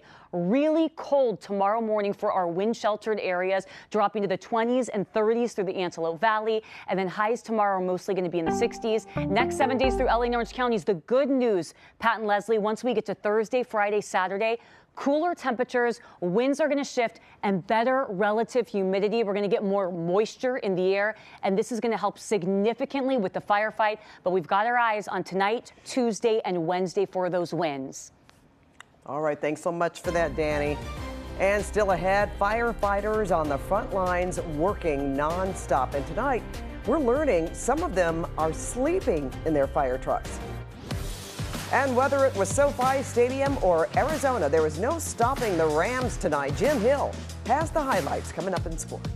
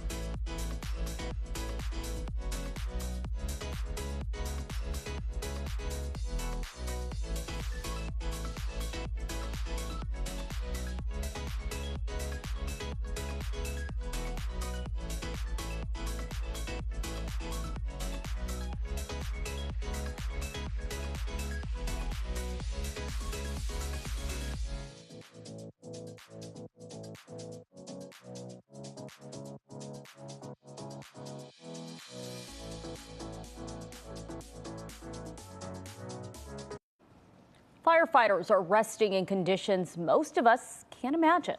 Nope, they are sleeping in their fire trucks after working 24-hour shifts. And you can see one firefighter brushing his teeth right there outside his truck before joining his crew. Well, these firefighters have come from San Diego to fight fires in our area. We work 24-hour on, 24-hour off. Okay, so how is that? It can be challenging at times. You don't sleep pretty much the whole 24 hours, and then you go and rest, and so you kind of catnap in the camp. Well, that was CBS Pittsburgh reporter Barry Pintar talking to the strike team leader. CAL FIRE has these firefighters stationed in neighborhoods at risk for fire as a precaution. Wow. I can't thank them enough. And look at what they do just to help us. All right, Jim Hill with sports. Got a lot to talk about this evening, that is for sure. When we think about sports, how about this? The Rams put on a performance tonight against the Vikings that would make L.A. very proud because of the fires. Plus, the Lakers are back in action with one legend joining his Showtime teammates in the rafters. We'll have that and more for you when I come back in sports.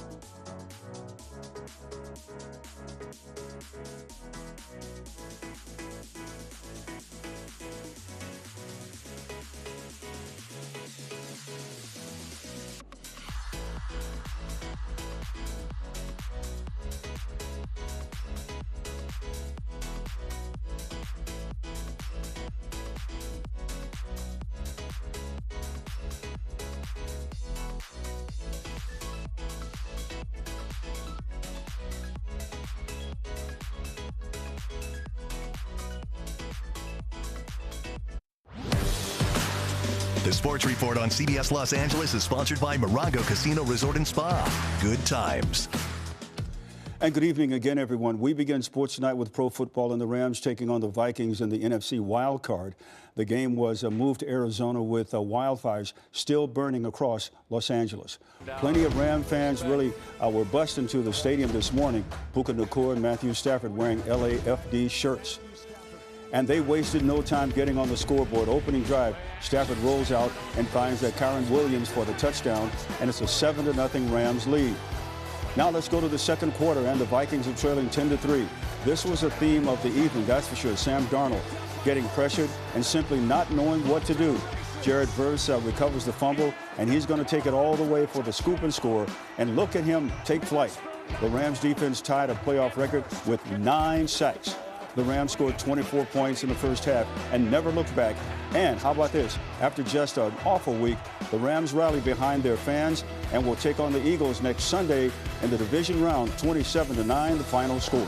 There was definitely every excuse in the book to come out here and be lethargic and you know, woe was me and all that. But we knew, you know, we weren't playing just for us, playing for people back home that needed something to, you know, watch and enjoy. And I'm glad we could give that to them. For basketball, the Lakers back in action after 2 games were postponed hosting the Spurs. Michael Cooper's number 21 jersey retired at halftime in this one. J.J. Redick lost his home in the Palisades fire. L.A. led it by 9 at halftime, but in the fourth quarter was a different story. Chris Paul with a three-pointer. And then later in the fourth, Victor Wembanyama puts it away with a tough basket. The Lakers have lost 3 straight games. Final score 126-102. Meanwhile, the Clippers back at the Intuit Dome hosting the Miami Heat. The game in the third quarter when Kawhi Leonard comes up with a steal. He gets the ball to Chris Dunn, who finds a Norman Powell for the three-pointer. Powell had 29 points.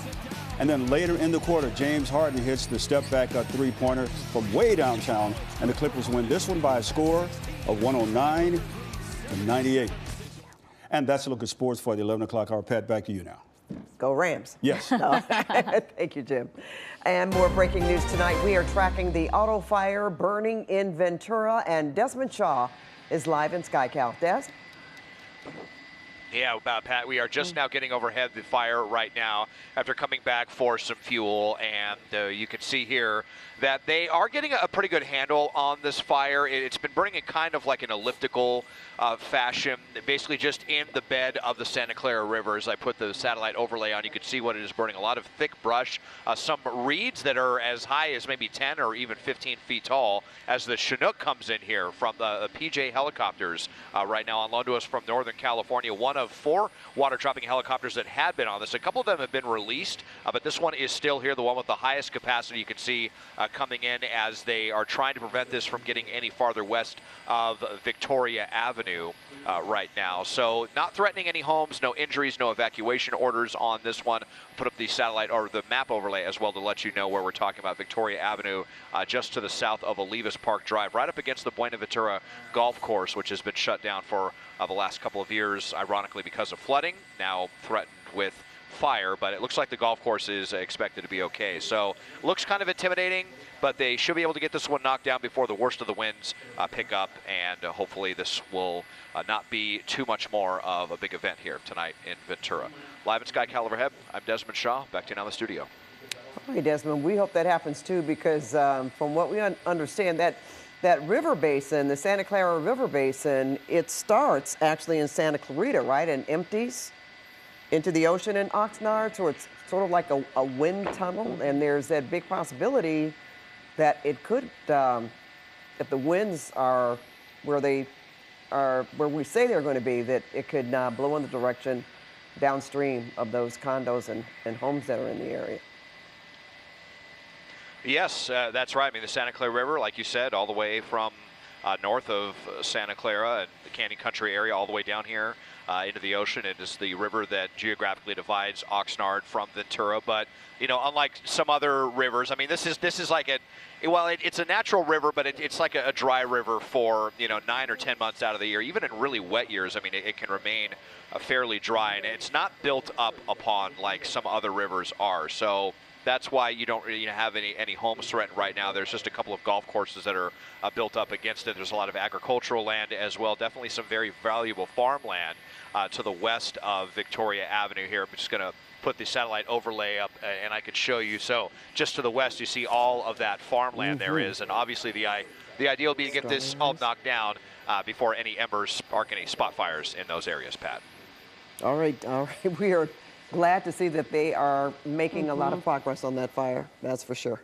Yeah, and that's because the Santa Ana winds are increasing fire risk. And Danny, you've been tracking the timing and the wind speed. So I guess in just, what, a couple of hours or so, that's when the winds are really going to pick up? That's exactly right, Pat and Leslie. In just the next couple of hours, they're starting to strengthen. Right now is kind of our lull right there where the auto fire is burning. We've got gusts around 30 miles per hour, not as strong as a couple hours ago, but boy, it's blustery through Simi Valley into Santa Clarita. This is where we're dealing with our strongest winds right now. Also in the Inland Empire, look at Simi Valley, gusts coming out of the northeast, almost 45 miles per hour right there along the 5 over towards San Fernando. This is that area that's included in that PDS, that particularly dangerous situation. And there's those winds strengthening late morning into early afternoon, and that's going to continue into Wednesday. Pat, Leslie, back to you. All right, thanks so much for that, Danny. And thank you for joining us tonight as we leave you with this picture from the auto fire burning in Ventura. We're back at 4 a.m. for special.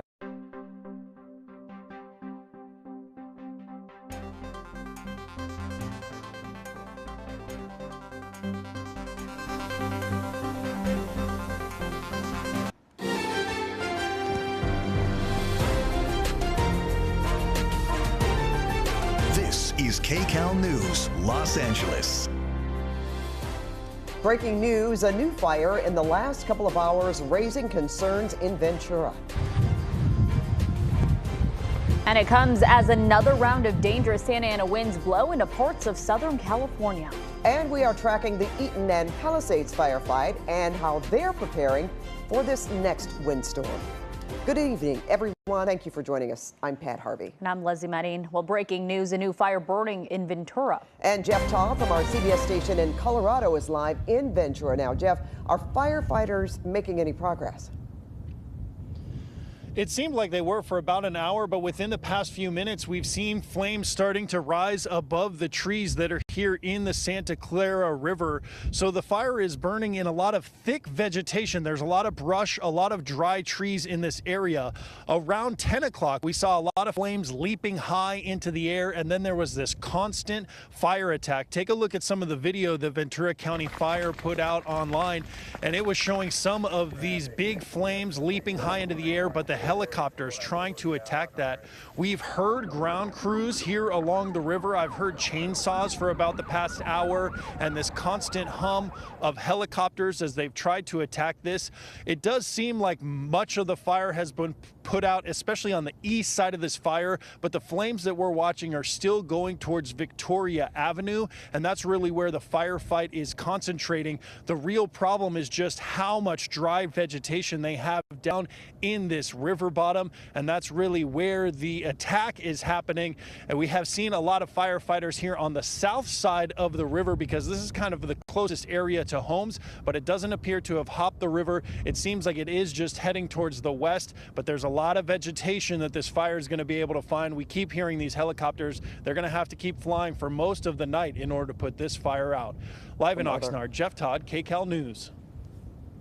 Well, more dangerous Santa Ana winds are moving in. And meteorologist Danny Roberti is tracking the timing in your next weather. Danny? Hi, Pat. Hi, Leslie. Yeah, I know a lot of us on edge after hearing these PDS warnings that they're back, and we saw it last week. So I want to walk you through the areas of greatest concern because, yes, we are dealing with that next round of gusty Santa Ana winds. It started today, and those winds are going to strengthen as we go into tomorrow, so especially Tuesday into Wednesday, and I want to make sure that you feel prepared. Going into this evening, the strongest winds have really been the bullseye, Ventura County. We have had gusts nearing 50 miles per hour in Simi Valley. It's actually going down a little bit right now, so we're kind of in that lull. 37 mile per hour gusts through Santa Clarita, but the strongest winds get here by first thing tomorrow morning. We are going to walk you through the timing of the winds and when they move out of here. That's all coming up in your next weather. Pat, Leslie.